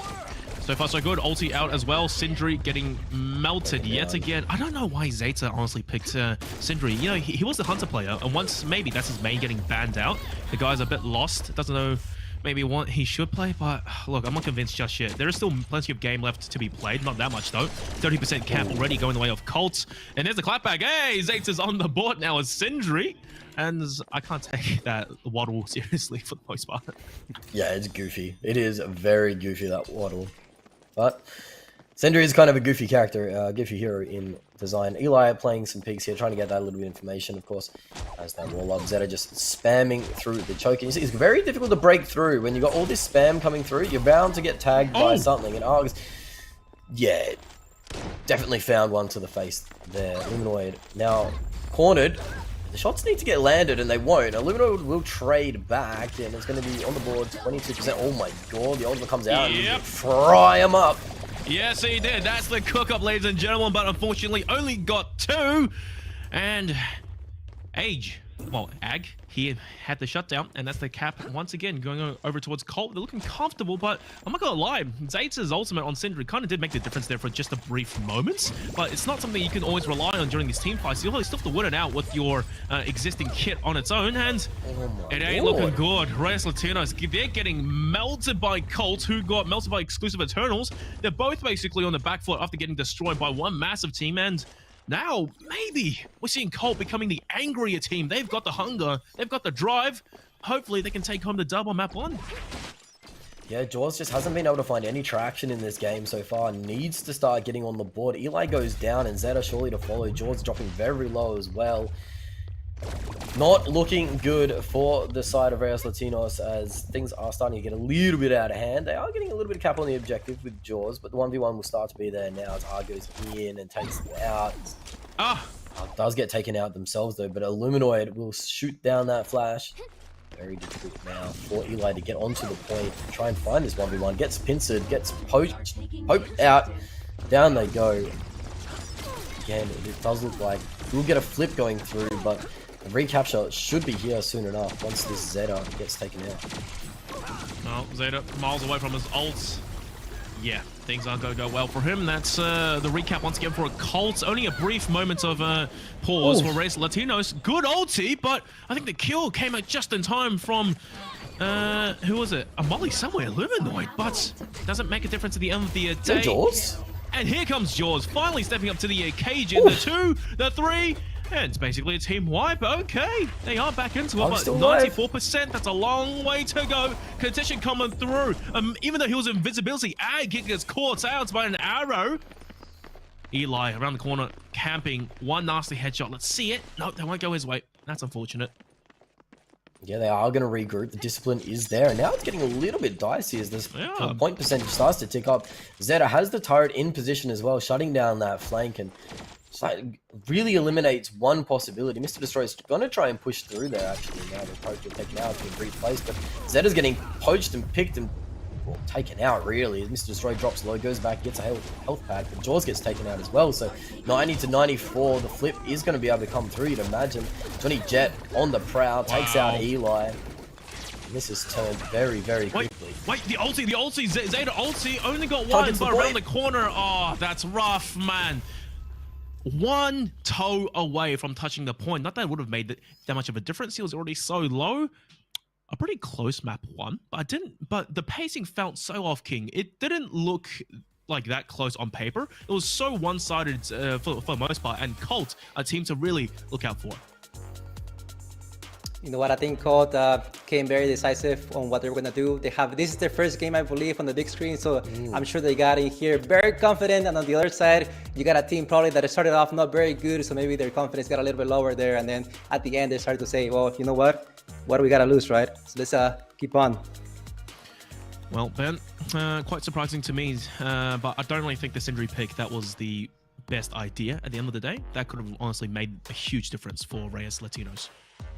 Yeah, it was a very messy round. It was just hard to read anything, basically, because it was just so messy. It started to form a little bit of a pattern towards the end.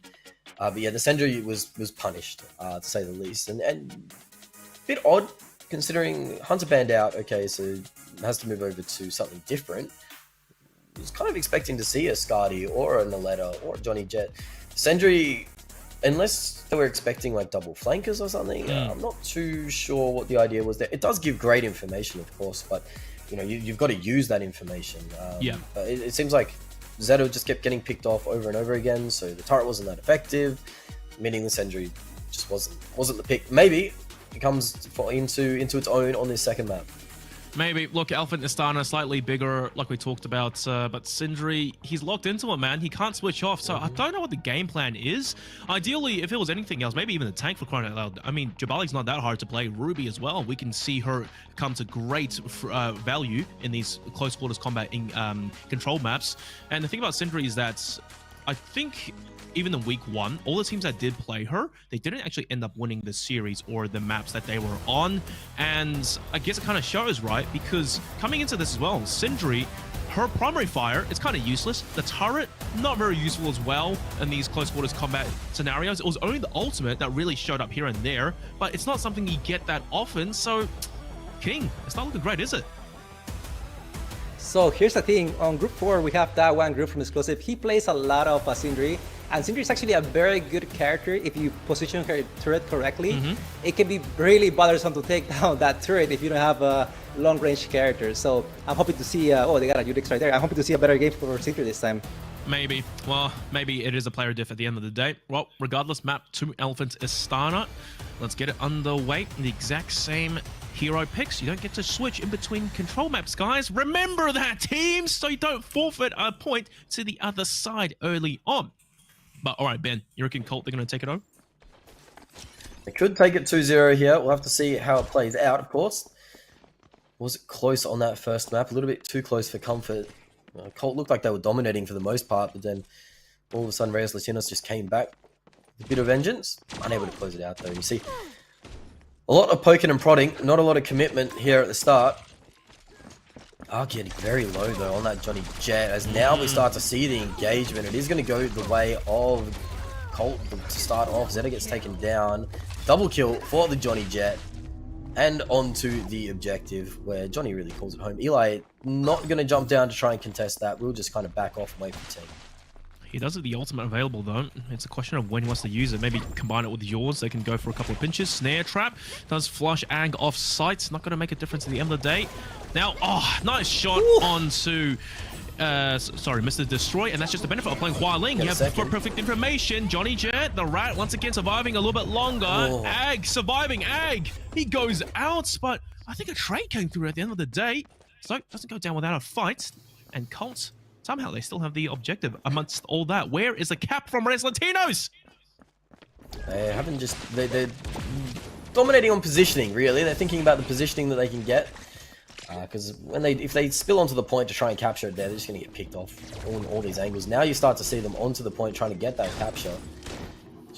Johnny Jet to contest. It doesn't look like Johnny's looking like to get in, so they will start to accrue some percentage. But you see now that they're flanked on all sides. Johnny's going to be able to get behind, and they do find him.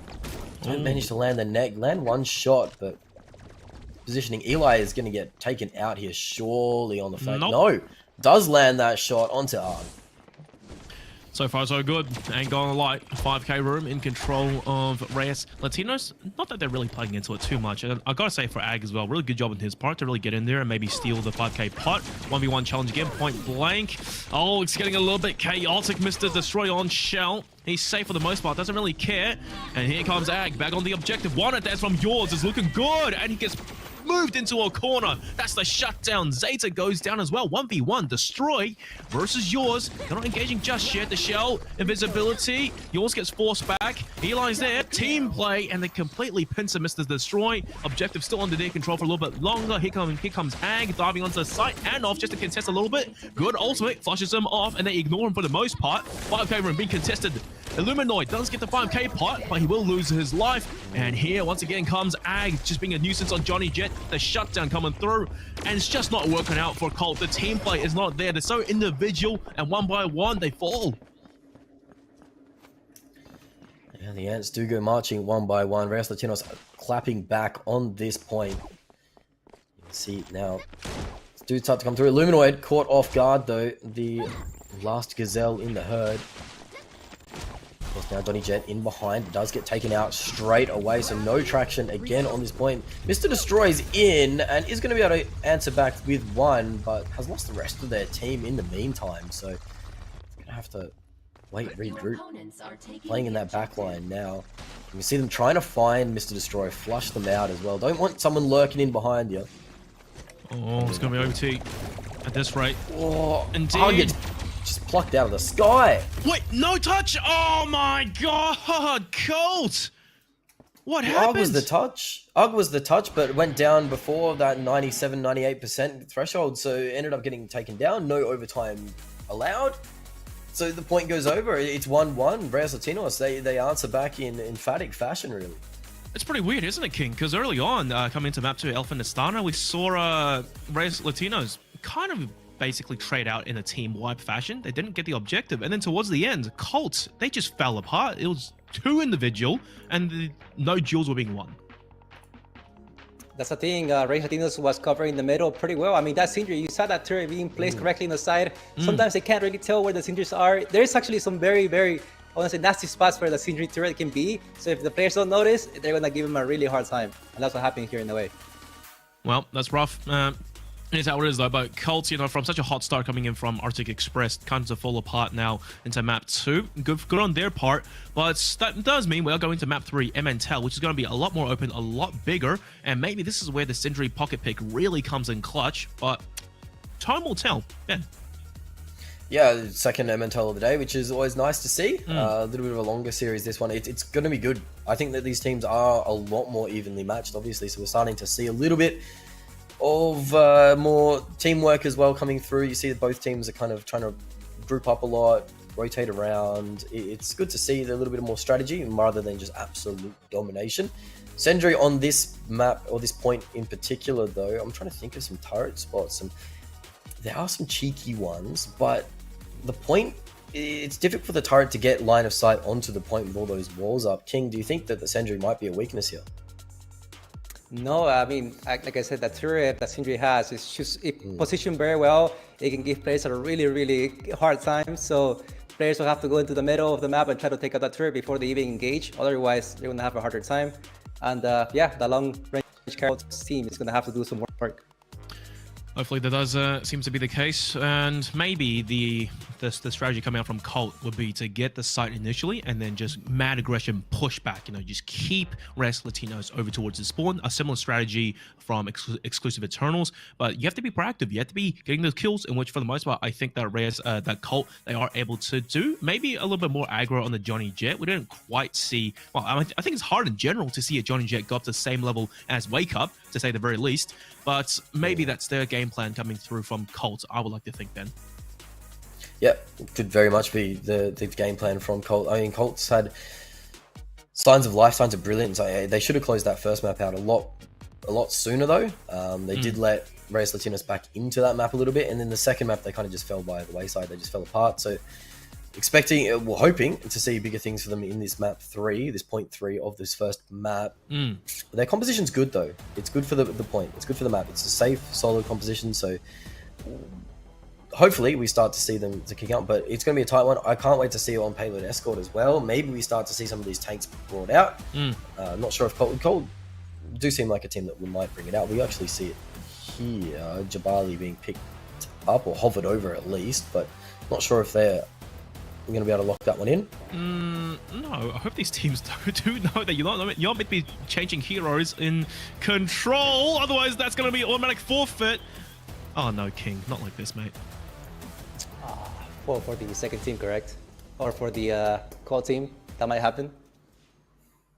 Have to have a look and see what shakes out, of course, but this matchup, it does look like one that could go the distance to that map 3 in the series overall. You see this point here. Beautiful art style, though. A Winter Wonderland. Oh, that's not usually how it is. Christmas, huh? I think. Yeah, Christmas-themed one. Well, indeed, it does seem to be the case. There's going to be a forfeit coming through for Colt. Oh my goodness, teams, read the rule book, please. Regardless, though. King, you're right there, buddy. You're right. Yeah. I noticed that you were standing up towards the end of the first matchup. Walk me through what's going through your mind. Is it pure pain? Ping issue, you said? No, I mean, honestly, don't know what is going on. I just don't think people read the rules. I mean, they just go with the whatever they think is best for the map, and they just go with it. Okay, now talk me through this theoretical, right? Because now we have it settled that Reyes Latinos, they've won the best of 3 control series, or 2-1, so to speak. So they are 1-up in the best of 3 series. Talk me through the theoreticals. If it was a Jabali pick on MNTEL control, what's the strategy of that? Because it's such a long range map, Jabali is almost useless at those ranges. So yeah, he's so slow. I mean, he's hard to counter. The only reason why they're kind of going into the middle there is because they want to make sure that they get that objective. If you have that Johnny Jet on the field, on their pawn, that Javali is just going to take out that Johnny Jet without any issues, because just the fire that the Javali has, it doesn't matter where the Johnny Jet is, he's just going to get hit. So that's a pretty good... sorry. If Johnny Jet was picked by the other team. Yes, of course. Well, of course. It is a good theory, but then again, Sindri as well, the turret might have been the hard counter to Jabali, regardless what happens. But interesting strategy, but it seems a little bit linear, one-track minded, not very flexible, Ben. Yeah, it does seem a little bit one-track minded. I mean, I see the Jabali where it could be played to try and use that shield to close the gap in terms of getting onto the point, but does seem like there are a lot of flank options, a lot of side poking options, I guess, and that is the weakness of that Jabali, is that, you know, you can spin your shield as much as you'd like, but you can't cover all the angles. So, well, we never know how it would have ended up, really, at the end of the day. We do see Reyes Latino starting off, taking the first map in the best of 3. Moving over to Payload now, Payload Escort. So, Jabali teased by the side. I don't know. It's not. Is it going to come through, or is it going to be the Ruby that gets picked up? We've seen a Ruby so far today, but we haven't seen a lot of tank presence. Hopefully, we do get to see a Ruby versus Jabali matchup in this next map. Well, King, I gotta say, man, Ruby and Jabali seems to be the only 2 tanks that we see get picked over towards Payload Escort. Not really anything else. And only the first time that we saw Ya being used to great success. But then again, it really was a team difference at that point. And T3 God, like you said, he was just having fun, flexing on them for the most part. Now, coming to Payload Escort, you've seen these 2 teams play, I'm sure, a lot. What strategy do you think is going to come out here for either side? If they're gonna continue on playing with the Sindri, I'm sure they're just gonna position their turret pretty well. And if they don't, I mean, there used to be a little bit of a glitch that you can put the turret on top of there's a sphere in the middle. So I don't think that's possible anymore. But if it is, that's gonna be one strat for sure. And as far as the team from Illuminoid, I mean, they just gotta go aggressive with the shells. Usually there are some rooms on the sides that if you take control of, where there's a heal with the shell, I mean, you're most likely gonna win the map, or at least the team wipe. Well, that's the theory at the very least. It could be different, though, when it plays out, because, once again, I want to reiterate, we have seen Sindri picked in the past. I don't think anyone's quite reached that level yet of like a proficiency and turret placement to really make full effect of Sindri. Because for the most part, even though if you do have a turret, it seems that the players themselves aren't too present in any firefight. And besides, with Sindri's slightly weaker gun, primary fire, she does tend to not have a great time against stronger, faster opponents such as Skadi or Aletta.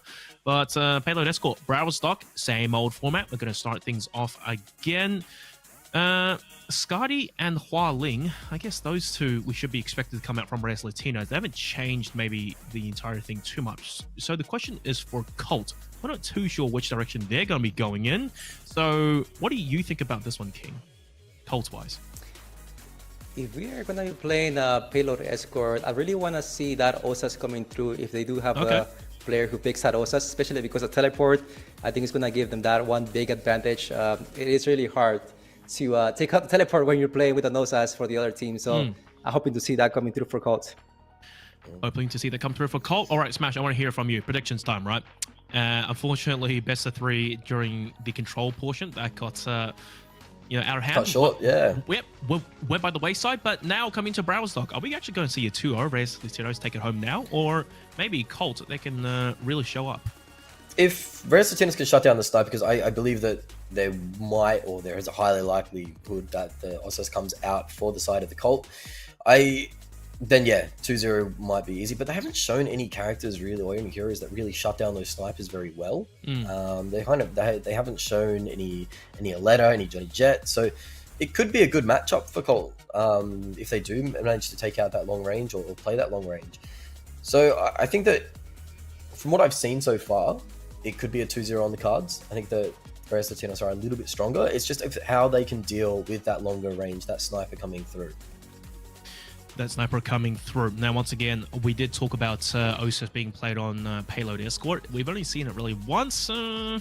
Mediocre. Not too much, Once again, is the range issue. I love these fights when it does get a little bit mid-range, close range, especially on Brawl Stock inside, say, Big Red, when you're fighting inside the building. There's really not much of a point. The TP, sure, absolutely useful, gives your teammates a fast rotation. Can be found, though, that is the problem. Now, I do want to basically, real quick, talk about the theoreticals right before we go into hero bans, guys. Say whichever team wins out from this lower bracket to go into, once again, the grand finals again for phase 3, for Group C currently, to go up against Exclusive Eternals. What's the game plan? Who's it going to be? Because Reyes Latinos, they got destroyed. We didn't see Colt play against them. Maybe it was like too early for them. Game 1 jitters. What do you think might have to be changed up this time around, King? Well, I mean, Colt, when they play against Exclusive, it is going to be a harder time. I mean, they're having a harder time against Reyes Latinos, and we saw Reyes Latinos being completely crushed. Again, I think Exclusive just plays by the book. They have a lot of strategies that they got on their hands. And it more feels to me when I saw the Colt team going 1 by 1, they probably don't have the that communication when things get a little bit stressful. So, yeah. All right, Ben, I think we are both on the same track mind here that Exclusive Eternals, no matter who they go up against amongst these two teams, they're going to send right back down to the depths of hell. And hero bans. Okay, Hunter bans on both sides. It's pretty interesting. I guess it makes a bit more sense for Reyes Latinos, in my opinion, to... well, actually, it doesn't make much sense for both sides, I guess. We have seen only Johnny Jet getting played for Colts, but not so much on Reyes Latinos. What's your take on this, King? I mean, I think it's a good ban overall. I mean, Hunter is a very good character. If Indeed. you can see everything with Hunter, I mean, I'm sure we'll be seeing some Udexes around. They have to pick a Udex on this map, 100%, and then maybe Shells as well. Maybe Shell as well.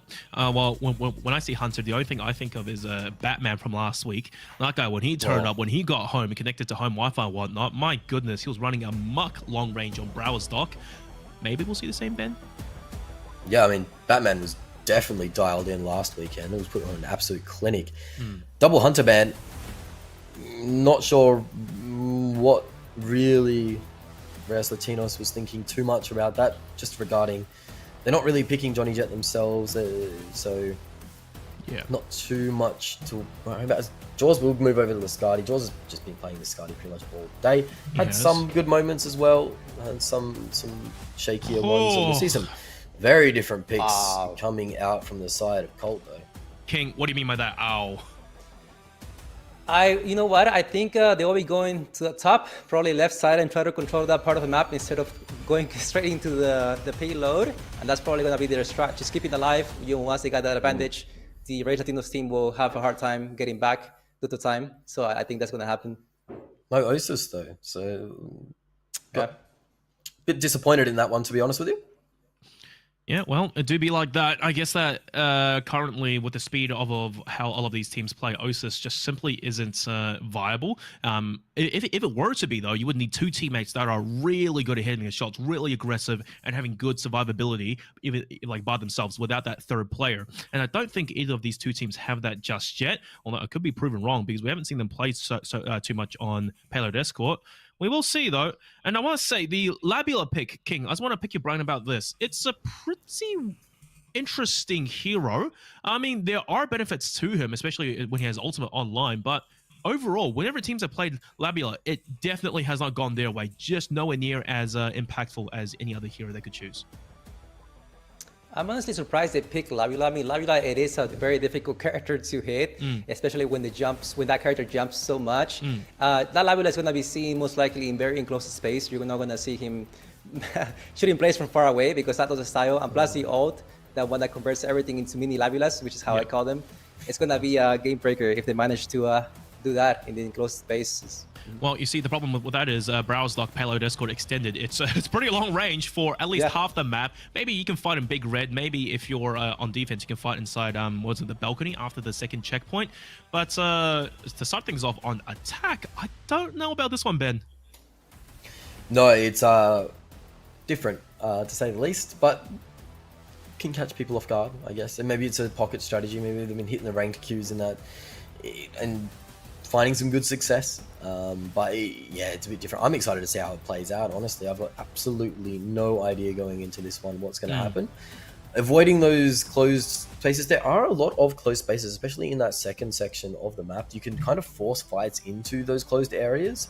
So if they're able to do that and bait the enemy into coming into, maybe see as we might have actually had a different set of picks coming through this time. Yeah, because it turns out one of the players actually chose Payload short. Browse Lock, you don't want to be doing that in the best of 3 series. Yeah.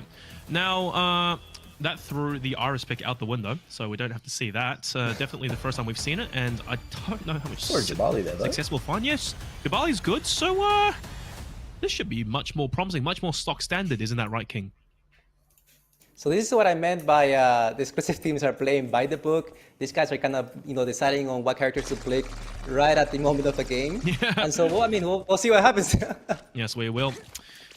All right, Ben, Reyes Latino starting off on the attack to push the payload. Jabali, we love to see it on the payload. Let's see how good he can be to sit on it.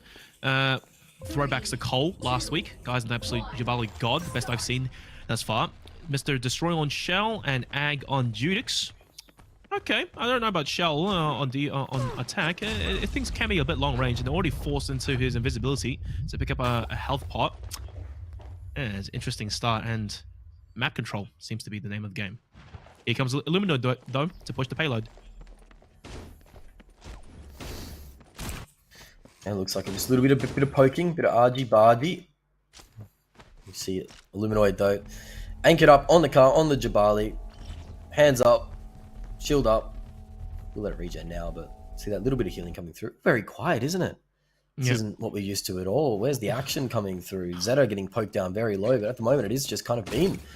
A bit of posturing, a bit of poking, double crits onto Illuminoid, but of course he's got a big fat head, so he's not too concerned about it. We'll get taken out. Zeta and Jaws could both go down, so a great start.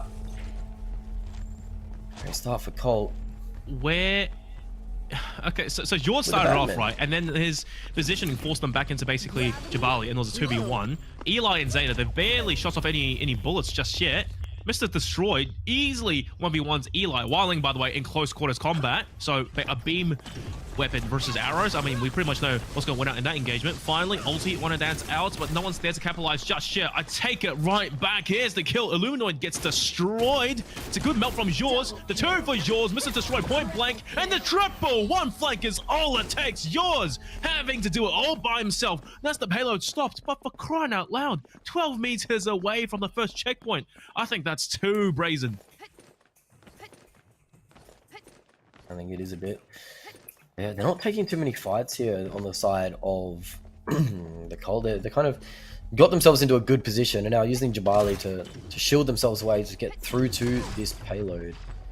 Managed to do it successfully so far, but now Jabali's got to worry about a few different angles. Jaws getting flushed out as R gets sat down. Now they're trying to have to contest this cart, but 5 meters. Looks like it's going to be a last-minute contestation. There's more beams coming through in the sky. Eli lives through the ultimate, though. In the meantime, Luminoid's got taken out, stunned up, will go down. Mr. Destroy in the bin. 3 meters remaining, and Illuminoid need to get back on that cart. We see R getting a trade kill there. Might try and use this a 2v1 situation. If they can get the next kill as well, could put themselves in a very advantageous position. Illuminoid does slow up a little bit now, waiting for the team to get into a good position. See the high ground taken. Now R will move down to that low ground into the street. Big flashbang comes down, but Zeta's managed to live through that. They take each other out, but Eli gets a second, meaning Illuminoid alone on the cart. Does pop the ultimate as well, that reflective shield, but pushed into Africa, really, and down he goes. See you later, mate. Oh, that was really good by Eli to basically hold off from using his ultimate, and Illuminoid, you know, just getting ferried away off the payload. So far, so good for this defense, even though it's really close to the checkpoint. 20 seconds, though. This is probably the last push we're going to see coming out from Reyes. Latinos, don't let it go down here after all the hard work you've had early on. Yours flashbanged, I think, or something. Regardless, gets this 2-shot onto Ag. It's then shut down. Luminoid back onto it. Just to buy time, 3 minutes. Mr. Destroy, he wins the engagement. He saves his team. 2.5 minutes of multiplayer work. That is clutch, man. It is absolutely clutch, and they needed a hero play to come through, and they got one.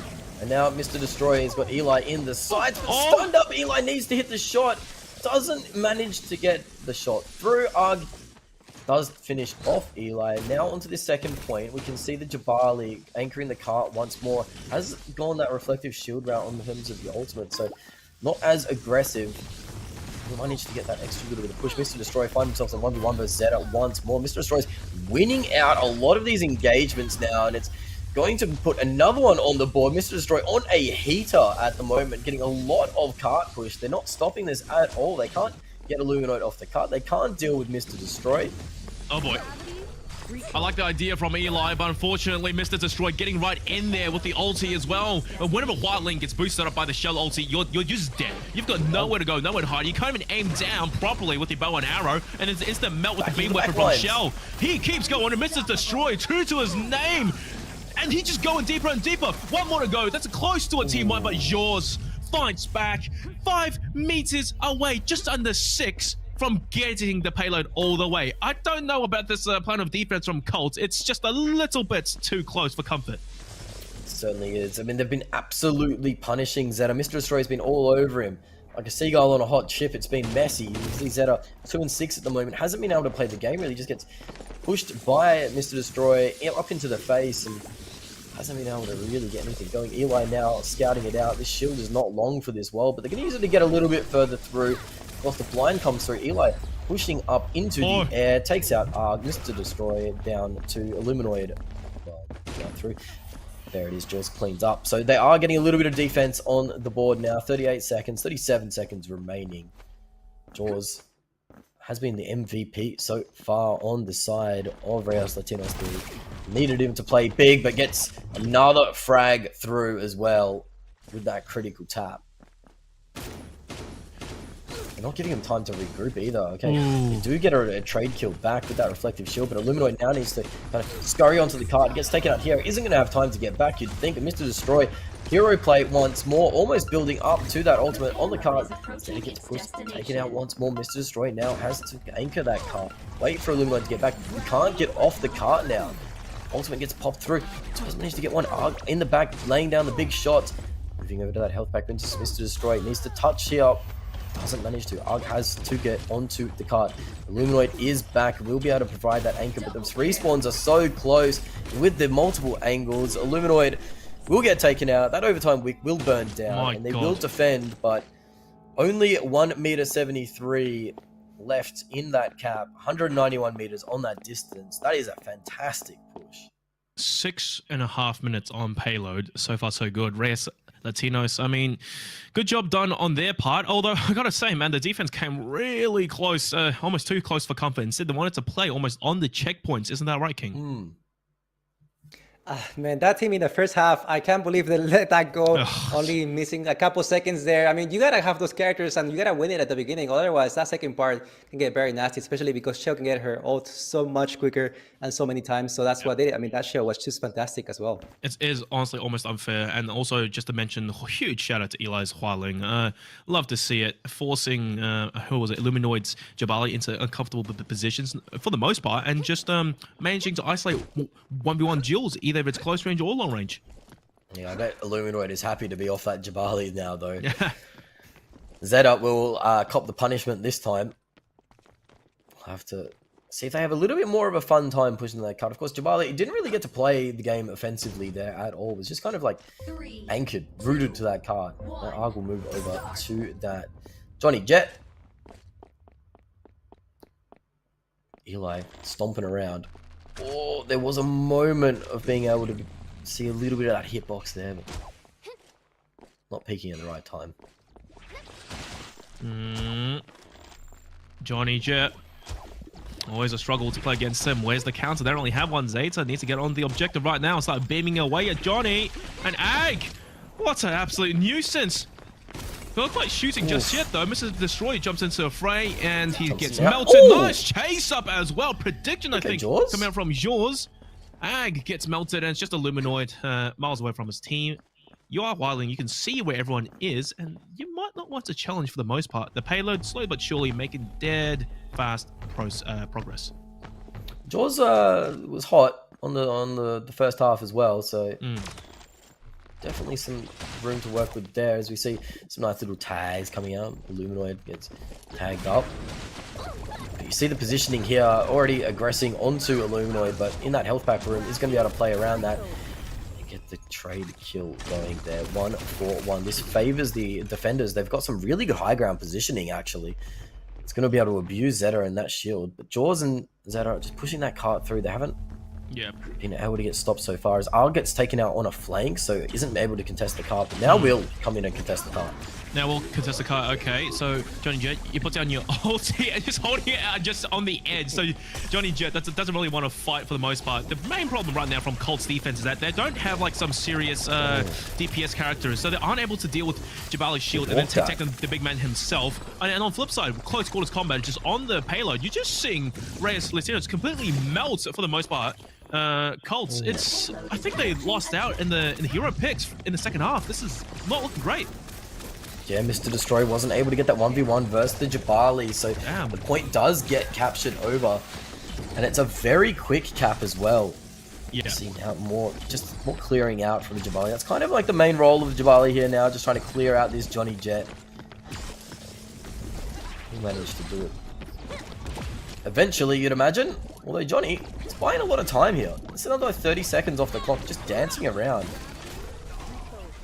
Let's get taken out though eventually, but now the DPS players are spewing in, but they're not managing to get many kills on the board. Illuminoid will take out their counterpart in Eli, but surely not long for this world as Jaws has them in their sights. Now it's just Mr. Destroy. Has been spotted as well. That critical shot almost loaded up.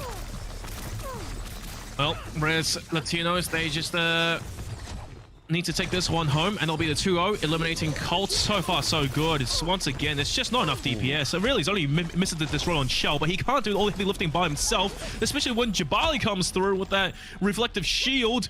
Illuminoid, we haven't really seen him be too loud yet in this matchup. No crucial headshots coming through, and barely seen any impactful ultimates, and just trying to juke in and out, Wilding versus Wilding duels. But for the most part, guys, it's just not enough. This payload is just going uncontested, about to push it all the way in almost record breakneck pace. Here comes an ulti, no one gets caught in it. Mr. Destroy, point blank, 1v2, Wilding, one arrow will seal the deal. His teammates join the fray. It's getting messy a little bit. The ulti somehow catches Mr. Destroy, but he's inside the building. Yes, exactly. Mr. Destroy versus Eli, 1-1. Things are getting so close, but meanwhile, Mr. Chaos, yours and Zeta just pushing the payload safely. That's the elimination. Destroy's gone, Illuminoid's gone. This is it. That's a dub. Reyes Latinos, it honestly looked way too smooth and easy for them on the push. Well, Zeta didn't even go down. Ended the map flawless. It was like 5-0 or something. So it didn't have to put it in too much work in terms of getting the kills, but just managed to stay alive the whole time. They didn't reset the fight once. They just walked that cart through. It knocked itself up a speeding ticket, I reckon. It was incredible speed. Yep, almost half the time of what Colts managed to achieve. And King, man, what happened to Colt? Those picks were not it. I was gonna say that those character picks was not it. I mean, that shell, those close range characters, that Johnny Jett, I told you guys earlier, if you're playing Johnny Jett against Javali is gonna have an easier time trying to kill that. And plus that Hua Ling was staying really close to that Javali, getting that 40% extra damage. So even if that Hua Ling took somebody, or got somebody hits on the opponents, that's almost an insta kill in a way. So that was really it. Just bad picks. Yep. Well, I guess that means we are going to be saying goodbye to Colt. Unfortunately, they do get eliminated. Hopefully, we'll see you guys back in the wild cards and look back on this VOD. You know, it's really good material for you guys to revise on what went wrong. They had the hero bans coming through initially. It's hunter bans on both sides, but I think they kind of maybe just got lost in their own source a little bit when they actually had to play the map out, because we didn't really see too much Johnny Jett. I mean, sure, we saw Ag play him. It was to varying levels of success, and overall, I dare say for Reyes Latinos, it was just standard gameplay. Nothing super outstanding, especially on the push part. Yeah, it really was the Jaws show on this second map. Jaws just played incredibly well and got a bulk of the eliminations for the side of Reyes Latinos. But yeah, you mentioned the Johnny Jett play. They did try and play both the playstyles in terms of the diving, the backline playstyle, and netting some kills and forcing them off the cart that way. But they didn't manage to convert that kill cleanly and then push the cart or push the player off the cart, which was Zeta on that Jabali. It turned into a bit of a mess because when the Johnny Jett tried to contest the card versus Zeta, yeah, it got some stalled out for a pretty long time in terms of that first point capture, or at the end of the first point capture. But again, just not transferring that over to the kills. And that's where we saw our first Johnny Jett of the day. Managed to just go in for the hunt, in for the kill, got the kills cleanly, got out as well. So there was a bit of a Johnny Jett difference in terms of our first two series of the day. And Jaws was pretty quiet in the first series of the day, but ended up coming up trumps here and really dominating on the second map. I mean, you see the scoreboard there. Yep, for sure. He probably did find his groove later on, and gotta say, between these two teams, Reyes, Latinos, and Colt, it's probably the weirdest pacing I've seen yet, especially on Browsdock. It's just simply when who was it? Reyes Latinos was on the defense as well. Things were so slow, and everyone was just like avoiding engagements for the most part. Not too sure what the idea was.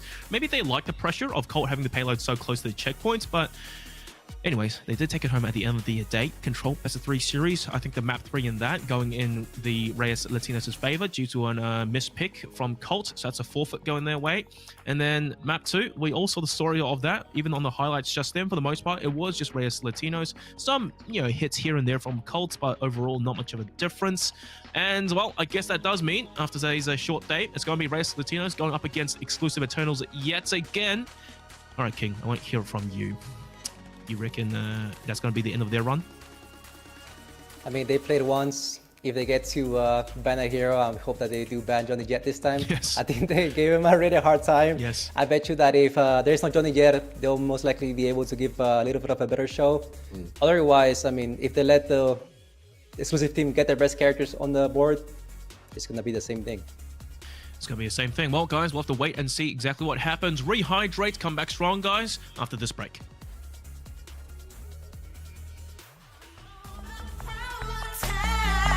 No matter how we stand, I'm unstoppable.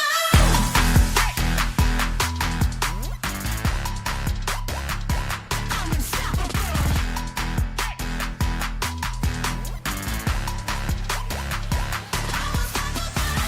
I go any place that I like though. Maybe a little psycho. No, I'm not one to be trifled. I am my only idol. I'm fighting, had no Eiffel. So major got no rivals, and my veins are running ice cold. You better get out of the way. I'm bringing on the heat like a wave. You all about to know my name. Shut my day and fight night, make it rain. I'm unstoppable.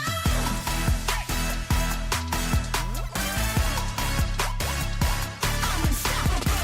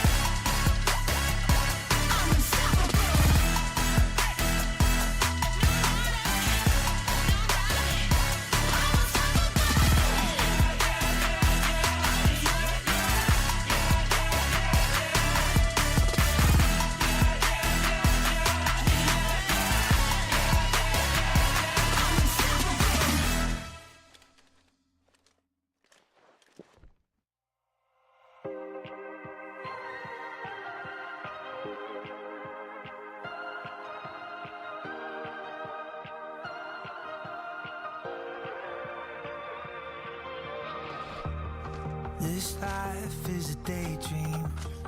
Our time is a precious thing.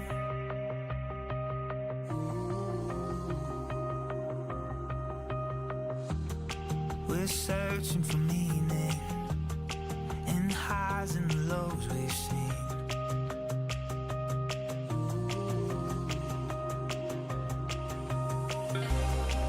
When all is said and done, standing on the bright side, can't believe how far we've come.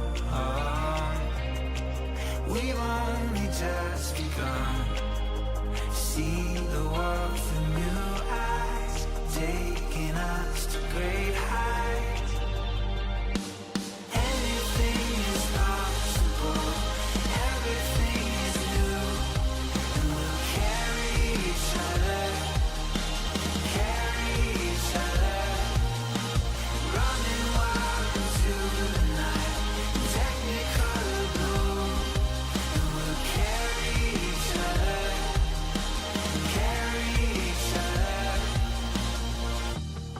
One chance in a lifetime, won't stop till we get it right.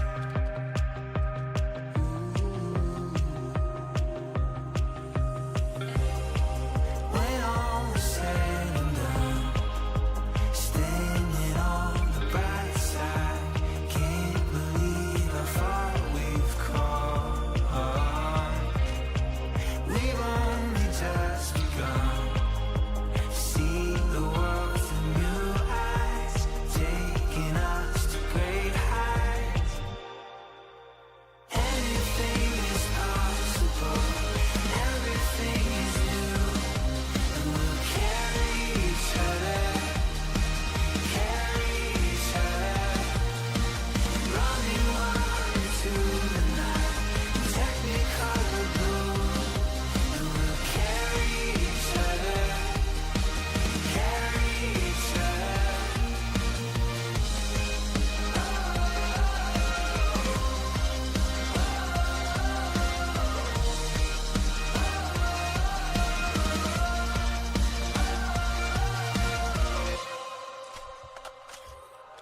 It's our time to believe it. We can fly through the ceiling. Our time to believe it. We can fly through the ceiling.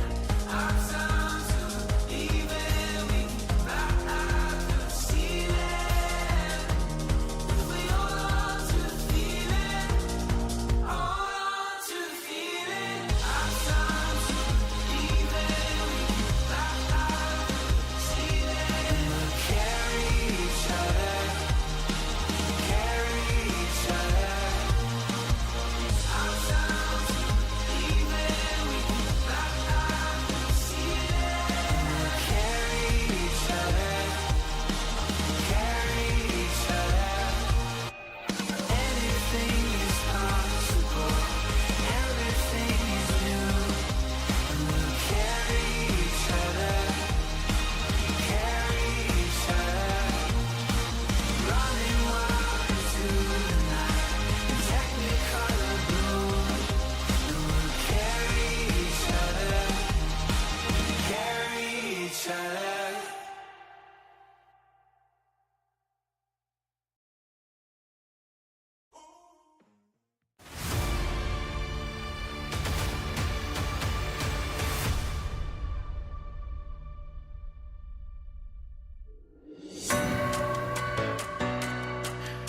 I hope you've all had a very nice break over the interim while we got finally our grand finals for Group C today in week 2 of the T3 Arena League setup. My goodness, what a day it has been. Ups and downs and a roller coaster ride of emotions across the board. I'm Digital, with me is King Immortal, and of course Smash. Look, man, exclusive Eternals, they've been the crowd favorites. They've showed up big time today. They've put Colts into the lower bracket right off the bat off stream. And even earlier on, they put Reyes Latinos also into the lower bracket. Granted, that matchup between the two lower bracket teams, Reyes Latinos and Colts, kind of went a bit weird. But Reyes Latinos, they'll get a second chance at fighting back against the top dogs. King, let's hear your take on this. they gotta change it up, man. They can't choose their characters that they usually like anymore. I mean, you got exclusive who plays again. They know the characters, they know how to counter them most likely. They know how to play against them, so they gotta be versatile. They gotta choose characters that they don't play with usually, and maybe they'll have a chance. Maybe they will. Ben, what do you think? Yeah, I mean, that first series that these two teams played against each other, it was utter domination from Exclusive Eternals. So they do need to change something up.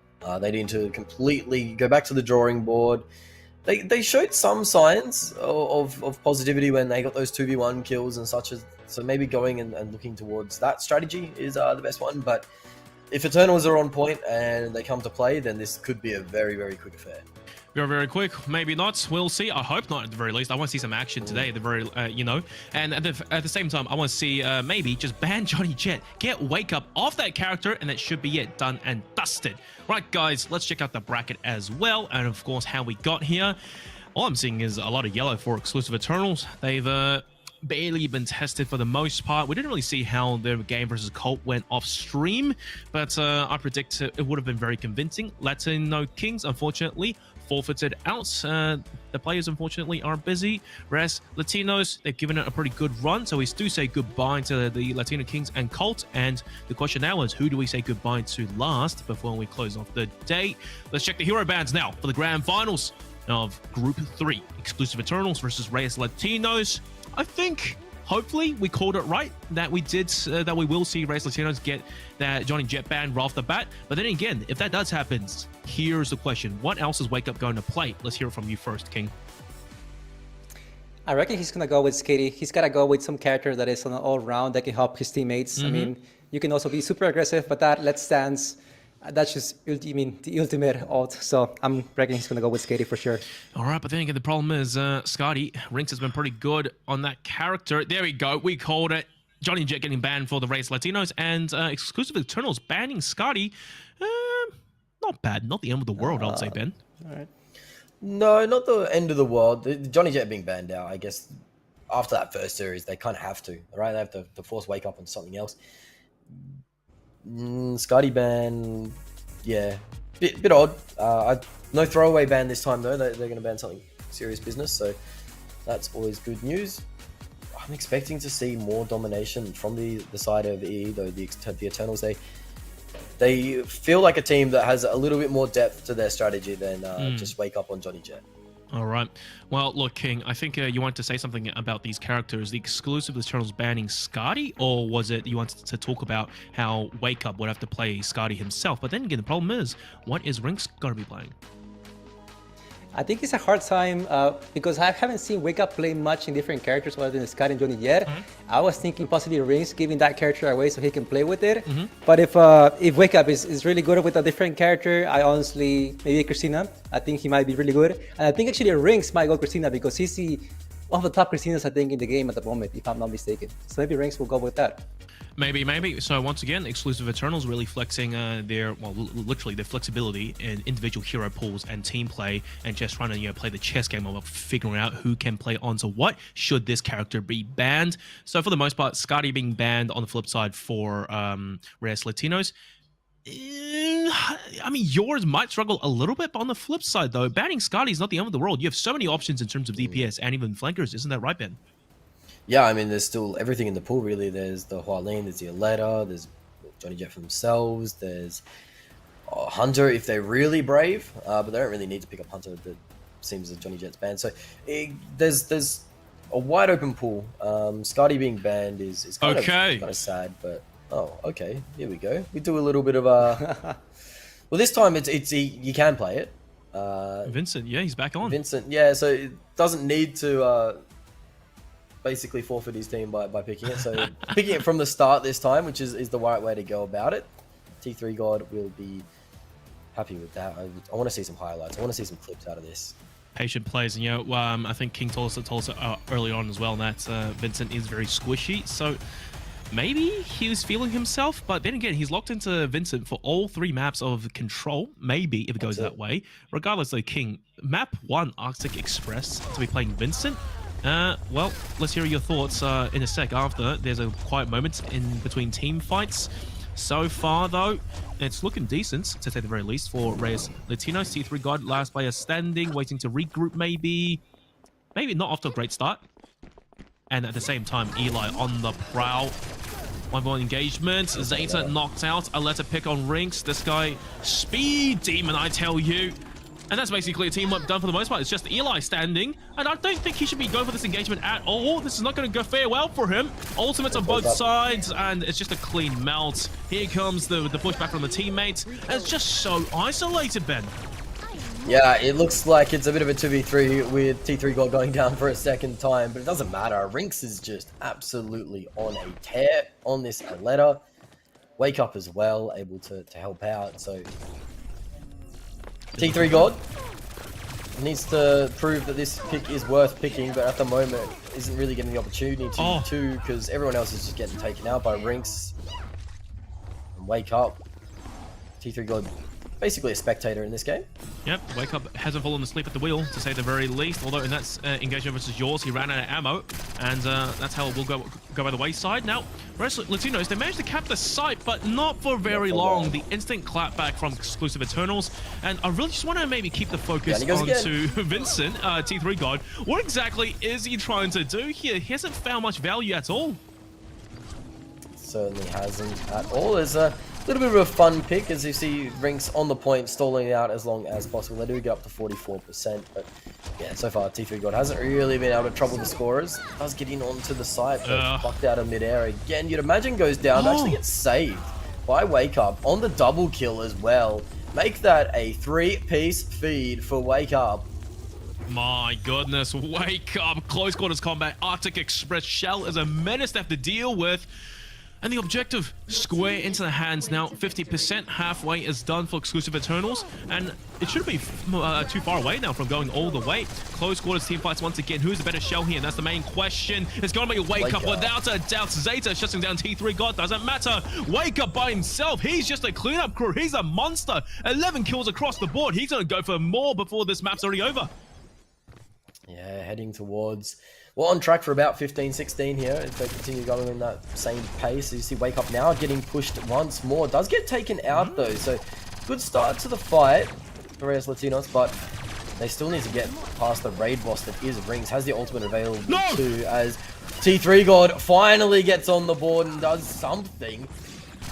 All the attention onto the Aletta means T3 God comes in the back, cleans up, gets a 3 for themselves. Holy God. Dropped in the back again. There we T3 go. God finds the flank. And you found Eli. It's just communication, team difference across the board. One plays the distraction, and they're just simply outmaneuvering Reyes Latinos. We saw some good fights coming up from the Latino side, but overall, they were just flexing on them. That was a 2v3 for the bulk of that map, and they still made it look very comfortable, King. Here's the thing, when you play Vincent and you're playing against a Hunter, Hunter is a very easy character to play in the sense that if you have auto-aim, he does about 3,000 to the head. So that's an instant kill to Vincent, having about 2,000 health. So that's why T3 God was having such a hard time. However, I mean, they got locked in by that shell and by that Aletta. He can do whatever he wants at that point. Yeah, well, Ben, gotta say, right, amongst the first 2 weeks, amongst the first 3 groups, this has probably been one of the best teams we've seen, but simply because it's a team difference, right? Exclusive Eternals, they haven't been pushed, haven't been really tested, and for the most part, they're having fun. We're not seeing T3 God be that serious at all. The guy, he might be calling for his team, but he himself, he's almost sitting out on these firefights. It's like 2.5 v3. Yeah, he's just trying to sneak in the back, trying to catch them unawares, get behind them, hit those big shots. So it's yeah, it was messy 2v3 for pretty much the start of that round, for the first 60% odd. But the difference maker is really Rinks, and you see the way the Rinks uses the terrain of the maps as well to kind of limit the size of their hitbox while getting all the information comes out. It's perfect for characters like Skadi and Aletta, that type of play style, taking those fights on their terms, and it really shows they're just absolutely dominating the map, controlling the flow of the game. And with Wake Up there as well, it is all the room in the world for a Vincent to get value out of it. And you saw that towards the end of the round when they stopped focusing so much attention on the Vincent. They had to address the Aletta, they had to address the Shell. That's where Vincent stepped up and started to get some of those kills. Well, pretty easy peasy. Map 2 though, Elephant Astana, they're going to be locked into those character picks. And, you know, last time when we saw, unfortunately, T3 God throwing the game for his team on Elephant Astana, he was on Vincent, and he started off with an absolute highlight. Just sitting there, invisibility, comes out of the shadows and just finds 2 right off the bat. You reckon it'll be basically the same story coming through for Elephant Astana, King? I do think so. I mean, you got rings with Talalera. I mean, he was playing absolutely fantastic. I believe they're gonna. I mean, the Latinos team is gonna have a really hard time in the middle fighting against Talalera by themselves. And that shell is just probably just gonna wipe people out, especially when you get your ult so quick as well. And then T3 God, I mean, he's just gonna hang around and probably just do more clips. Doing more clips. All right. Well, look, I can't wait to get into it, mostly just to see what T3 God cooks up in terms of positioning, because this is the first time we have seen Vincent across the entire tournament. So not many players want to play him, and I think that T3 God, he's only doing this simply to put on a show. He's not like being serious. I can assure you, I'm pretty sure at least, that when things get serious, when they have to play against their own exclusive clan members, like Argon, for example, or whatnot, they are going to have to get him to switch onto a more serious character that actually has impact into these team fights. Otherwise, it's going to be a straight throw once again. All right, map 2 already on the way, Ben, and T3 God, he's lying in wait. He is. He sees Zeta in a corner. The same play. They are kind of privy to it this time, though. Checking that corner, clearing it out this time. A letter, though, in onto Eli. Does get taken out short range, but Wake Up with the double dinger. Takes out the 3rd as well, actually. Wake Up with 4 on the board already, so... My God. My God. This is a domination from Wake Up. Wake Up is definitely come here to play and finish this off quickly. Must have a dinner date ready to go, because... it is a serious business from Wake Up. Yep, it doesn't matter if he's on Johnny Jet or Shell at all. This guy gets up in the faces, and their tracking is just on point to say the least.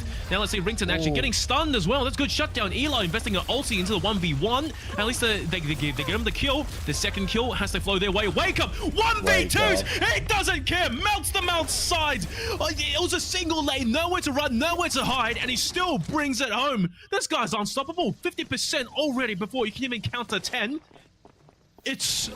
I'm not gonna say that this is done, man. Vincent, the T3 God, hasn't had to do anything.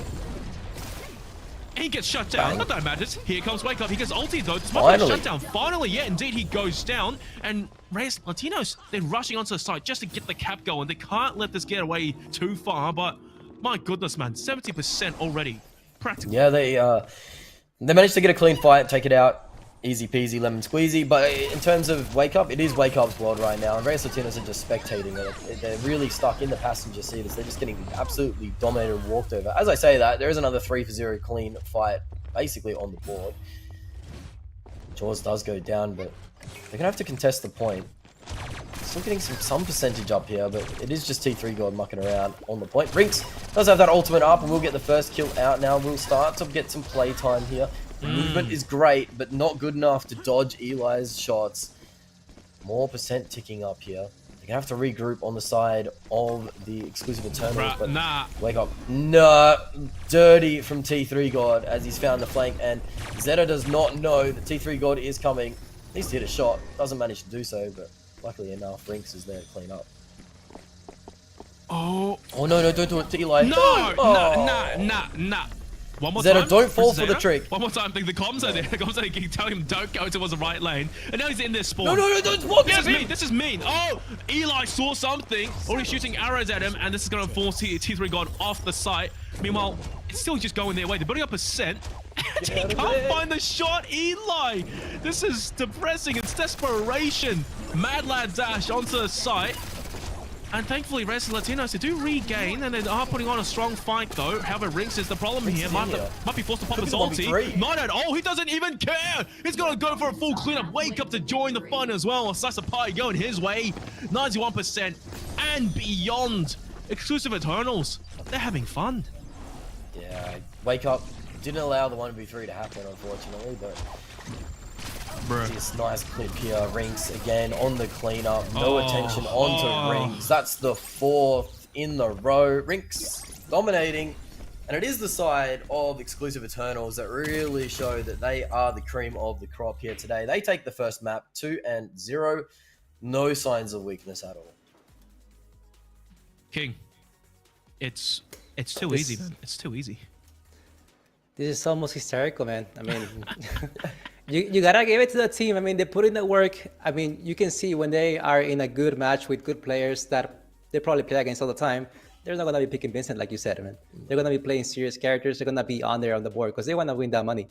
Yeah, exactly. And look, that's the best of 3 control series going 2-0 in favor of exclusive Eternals. Now, we will be moving on to Browers Dock soon. Payload escort. Probably no Vincent coming through this way. Once again, though, the hero bans is going to have to happen again for this different game mode. Probably going to go the exact same way for Reyes Latinos. You don't want to have to deal with the Johnny Jet. But for the side of exclusive Eternals, I don't think it matters yet again, really, who they ban. They should be comfortable, Ben. Yeah, I wouldn't be surprised if they threw a Diggy ban in there to really mix things up. But that would be heartbreaking for me. Hopefully they pick a Diggy, actually. We get some Diggy gameplay. We've already seen Diggy once before last weekend, and it was undefeated. So, you know, there is a bit of a precedence there for that 100% win rate. We'll have to see if that gets brought out. If they are listening to the broadcast, of course, delay, so, but a Diggy would be quite nice, fellas, if you want to whip that one out. King, you're laughing at this. Explain to me why, although I think we all know. Oh, yeah, like I said, this character is a paid to obtain. I mean, it does cost a lot of gems to get. I mean, probably the other team is most likely not even going to have this character. It's a very throwaway ban for sure. Oh dear, dear, dear. Well, Vincent, that is donezo. Doesn't even matter. It seems like exclusive Eternal, at least for this series, they're having fun. Once again, we did call it, you know, the Johnny Jet ban coming through from Reyes Latinos. They don't want to have to deal with him, but once again, didn't make much of a difference. The question now is for T3 God. I think you mentioned, King, that he can actually flex onto a tank. So you reckon he's going to go that route? Who did you mention? Was T3 God, you said? T3 God, I think you mentioned that earlier on. He is actually very proficient with the hero pool, so he might be going on to a tank. Okay. Not really. No, Explain that. I mean, yeah, he wants to play this character because he can go into everywhere he wants. He just can dash to whatever part of the map, and they're probably going to go up top and do the same thing, especially the rings on him. They won't even let him out, probably.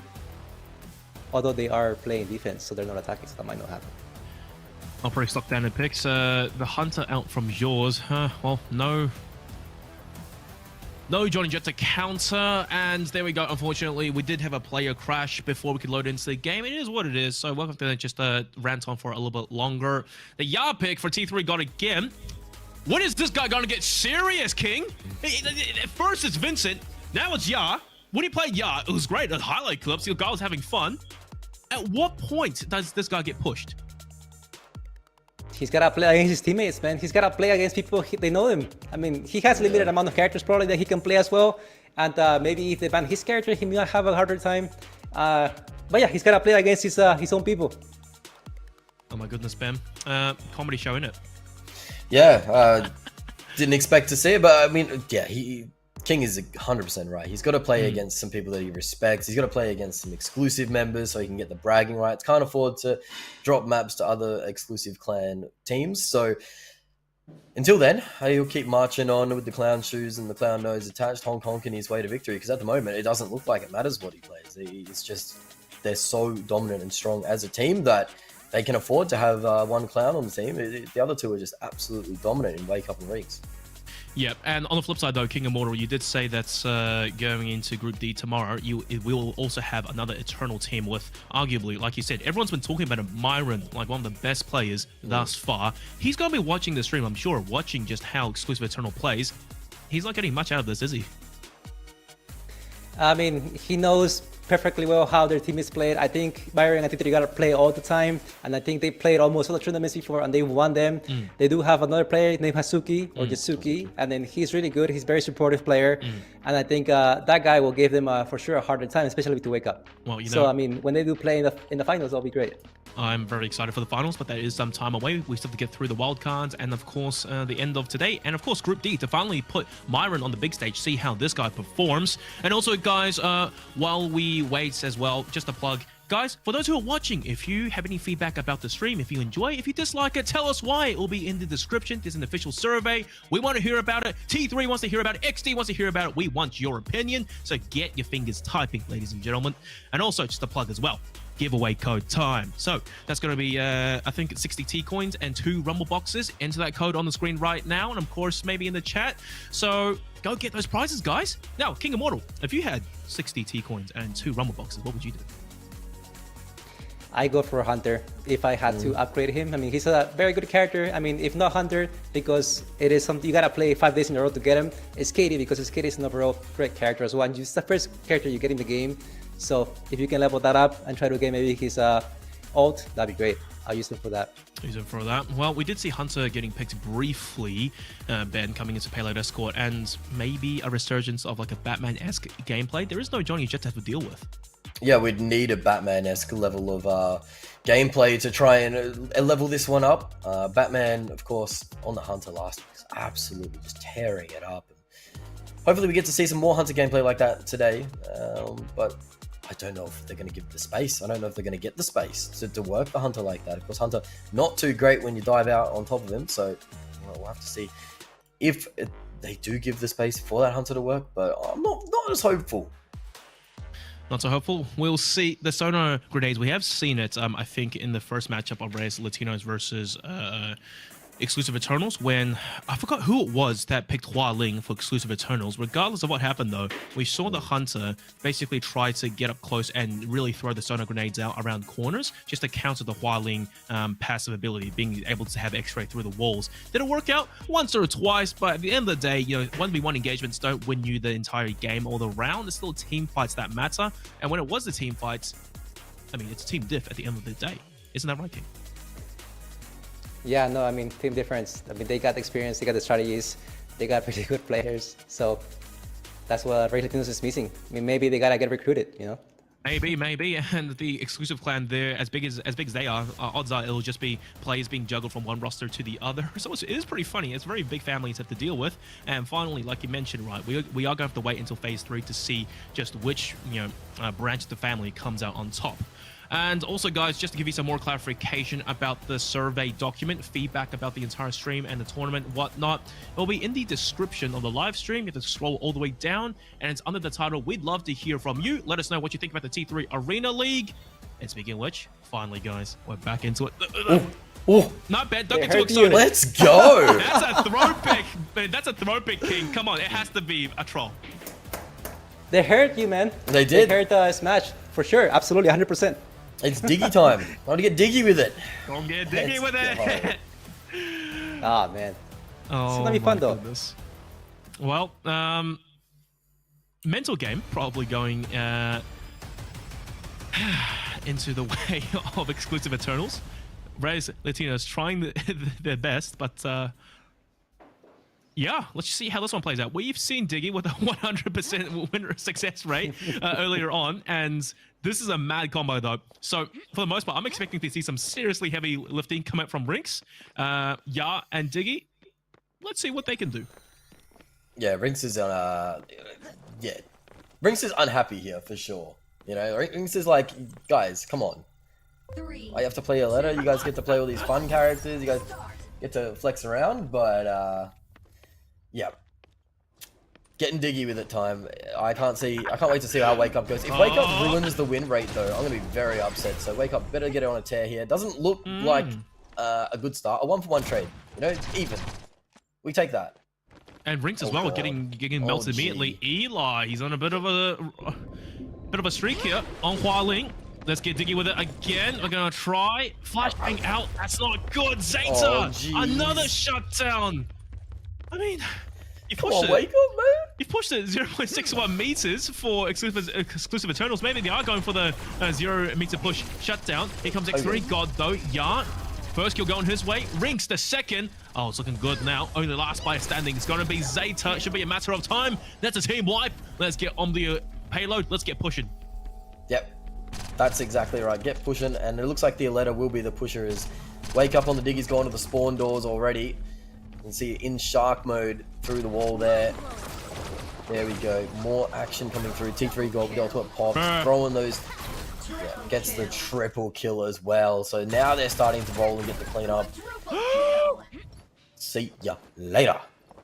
See ya later indeed. Well, all Diggy. Yep, where's the yeah, all Diggy so All far. Diggy. Maybe 200% success rate. Yet to go undefeated. That's far. I like the AoE. And here comes T3 God again, getting in there. 1v1 versus Zeta. Getting caught on the reload. Zeta, crucial shots, but Eli, good team comms, good team covering fire. That's a shutdown. And Rinks now having to do so much heavy lifting.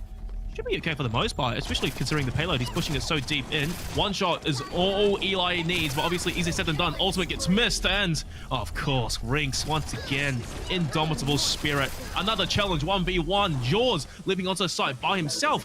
Guys, Reyes Latinos, play as a team. Yeah, they're just getting isolated by the 1v1. It's kind of whatever's left over from the Diggy and or from T3 God comes onto the cart and is greeted with Rinks, who is the final boss, the final hurdle. So far, get out of there, Diggy, please. Does get out of there as T3 God is on the prowl. Diggy distraction. It's pretty crazy as well, and also good to mention that T3 God, one of the players that actually put Ya on the map. So far, so good, but close quarters combat versus Eli. Oh, finally gets shut down. You got a little bit too close for comfort, though, going in the favor of Eli. Sonar grenade out from yours. And the problem is, Diggy just being a distraction. First, in the control series, it was T3 God who was being that distraction. Now, into control, it's Diggy, and just such a menace to shoot. What a shutdown! Yes. Team player or not, they're just having trouble dealing with the entire team of Exclusive Eternals. Yeah, Diggy up in your face once more. Eli gets taken out. Now we're starting to see some of it. You got Bruce from Finding Nemo coming out. The big shark lurking around. As the Aletta on the cart wants to get in on the action. They clean one out, but now Wake Up has finally realized what Diggy's abilities do and able to get some big kills, big frags. But we'll get thrown up in the air on the Aletta. Doesn't actually end up going down until just now. T3 God left alone on the cart. Will go down. So Oh my the push goodness! with a meter remaining, and all you need is a meter, really. All you need is a meter, but it's gone pretty much all the way. 3.5 minutes of payload escort time. This is going to be the final stand for Reyes Latinos. Let's see how it plays out, though. Maybe they need to be a little bit more proactive and just try shut down these solo engagements. There we go. Diggy dives in, and Diggy checks out just like that. Rinks gets eliminated by Eli. That's a good shot. Okay, they've bought themselves some more time. 2 minutes left to hold it. It might be doable just yet. Zeta, 2-shot. T3 God shut down. This could be a decent maybe hold coming up from the Latinos. Well, they got a decent push already from the side of EE. They managed to get pretty deep in, and you see now they're starting to get some of those flanks. That push there was a fake out. You know, they were trying to bait some ultimates out. Didn't work. Here we go. Diggy on the prowl once more, but all three people looking at you, Diggy. Be careful. Into the back line goes T3 God, causing a bit of a distraction. No. Now we see Jordan. See you later. And they will get the cap off that. Yep. Wow, that was quick and easy. All it took was a good regroup. Guys, regroup as a team. If there's anything to take away from watching Exclusive Eternals play, it doesn't matter what heroes they pick. It's just the fact that they play together as a team and they play off of each other. They identify, you know, how the flow is going of the battle, and they, you know, use maybe their teammates as a distraction to get in there. And the backstab coming through. Wake Up again, pulling the Diggy through on defense now. All right, can't wait to see how this one goes. Yeah, I mean, it's 100% win rate still, right, on the dig. So it's just, why would you bother playing anything else? All three of them now playing different characters. Rink switching onto Osis on defense. I can't really say the DPS is super high coming out from Exclusive Eternals, so it is quite interesting. King, let's get your comment on this one real quick. Yeah, no, I mean, also with Rinks, with the teleporter, you got the 3 God and Wake Up that they gotta get really close and personal. So I'm sure that he'll be doing that pretty soon in the game. And then now I'm really gonna see that this Javali and this Hualing are gonna be staying in the cart because they got 2 players that gotta get up close and personal. And I think that's hopefully their plan, at least for Reyes Latinos. Hopefully, we'll see. Zeta might have to be the sharpshooter of the team. And Tiki, oh my goodness, Wake Up. You just know this guy has the best positioning. So does T3 God as well. He's being absolute rats. It's a push out. It's looking good over towards Swan. I like the team play idea from Reyes Latinos. Looking to shut down Rinks first. Indeed. Arrow to his spine. That's 1 player down. Now it's T3 God and Wake Up you have to deal with. Only is. It's going to be difficult, actually, especially with Rinks getting taken out so early on. You see Diggy kind of crawling on up, trying to get in that spawn door. Does manage to get back in. So now Jaws very, very low on the cart. Will get pincered from all sorts of angles. Doesn't manages to survive for so long, but My God. T3 God isn't having any of that with the triple kill. Takes out Eli. It's a straight melt. This is undoubtedly the best Yard we've seen just yet. Oh yeah. Oh yeah. Last week we saw Yard being played once. Really, nothing happened out of that. And it doesn't matter in if the T3 goes blind. blind or not. He still picks up his 4th coming into the defense half. Where's And that Rinks teleport? Wake Up. Where are they? They haven't had any impacts thus far. Eddie, that's the idea. Simply let T3 God play Gladiator and just buy enough time. I like the stun. Here comes Diggy yeah. from behind. Oh, Rinks and Wake Up. That's 1 apiece. Rinks gets 2. That's a good start. Yeah, they managed to find themselves. This is the difficult position to push when the cart starts to get under this archway, because it is a bit of a high ground problem. As one shot goes down, it's a body shot though, not able to get the full headshot. And you see now that shield's going to come in handy and be a little bit of a pest for this big sniper to go through, and he's going to have to back off and try and find a different angle as he gets flushed out a little bit. Well, hits the first shot on Eli, but needs to hit the head, but it's not getting any traction on that dome. Here comes T3 God. He's in there. He picks up 2. It's going to be a team wipe at this rate. And it's just surrounding Jaws. Jabullied out of the server. He's down and out. 1:30 left to get to first checkpoint. Well, here comes we go T3 God again. again, leaping straight into the action. Oh. Oh no, 1 kill. And then the shutdown from Eli, but they're going to need much, much more than that. And speaking of which, Rinks, we haven't been able to place where his teleporters are just yet. Not that it really matters for the most part, because despite the slightly lower DPS, the team play is really pulling them through. 1 minute to go, though. It's going to be it. Diggy again, just buying so much more time. 1 kill, escapes to safety. Judix Molly does absolutely nothing. Yours having to fight a battle on multiple fronts. Probably won't go well for him. Here comes Eli on backup. Diggy does go down off camera. T3 God and Rinks, can they bring it through? Maybe not. Ulti coming through. T3 God getting eliminated. Rinks with the trade. And Eli coming out supreme on top, pushing it even so much further. But Diggy's back. Diggy into the shark mode, trying to escape, get a bit of a flank angle. Does get tagged though, so he's gonna have to go find some healing. Let's get that back. But Rinks is playing more of a battle sniper at the moment, getting very up close and personal, not hanging back at all, and it's kind of biting him. You can see again, just getting pushed by Eli and taken out immediately. Diggy gets taken out on the backside as well, so it just leaves T3 God to try and hold down the card. Does manage to get both of the Zeta and the Jaws, so that's going to mean a 1v1 on the cart, and the reinforcements are here, and Rinks is going to find Eli. 5 seconds remaining. It's all over. No touch. Even with wacky compositions, no one can touch exclusive return. Oh, it's too dominating, man.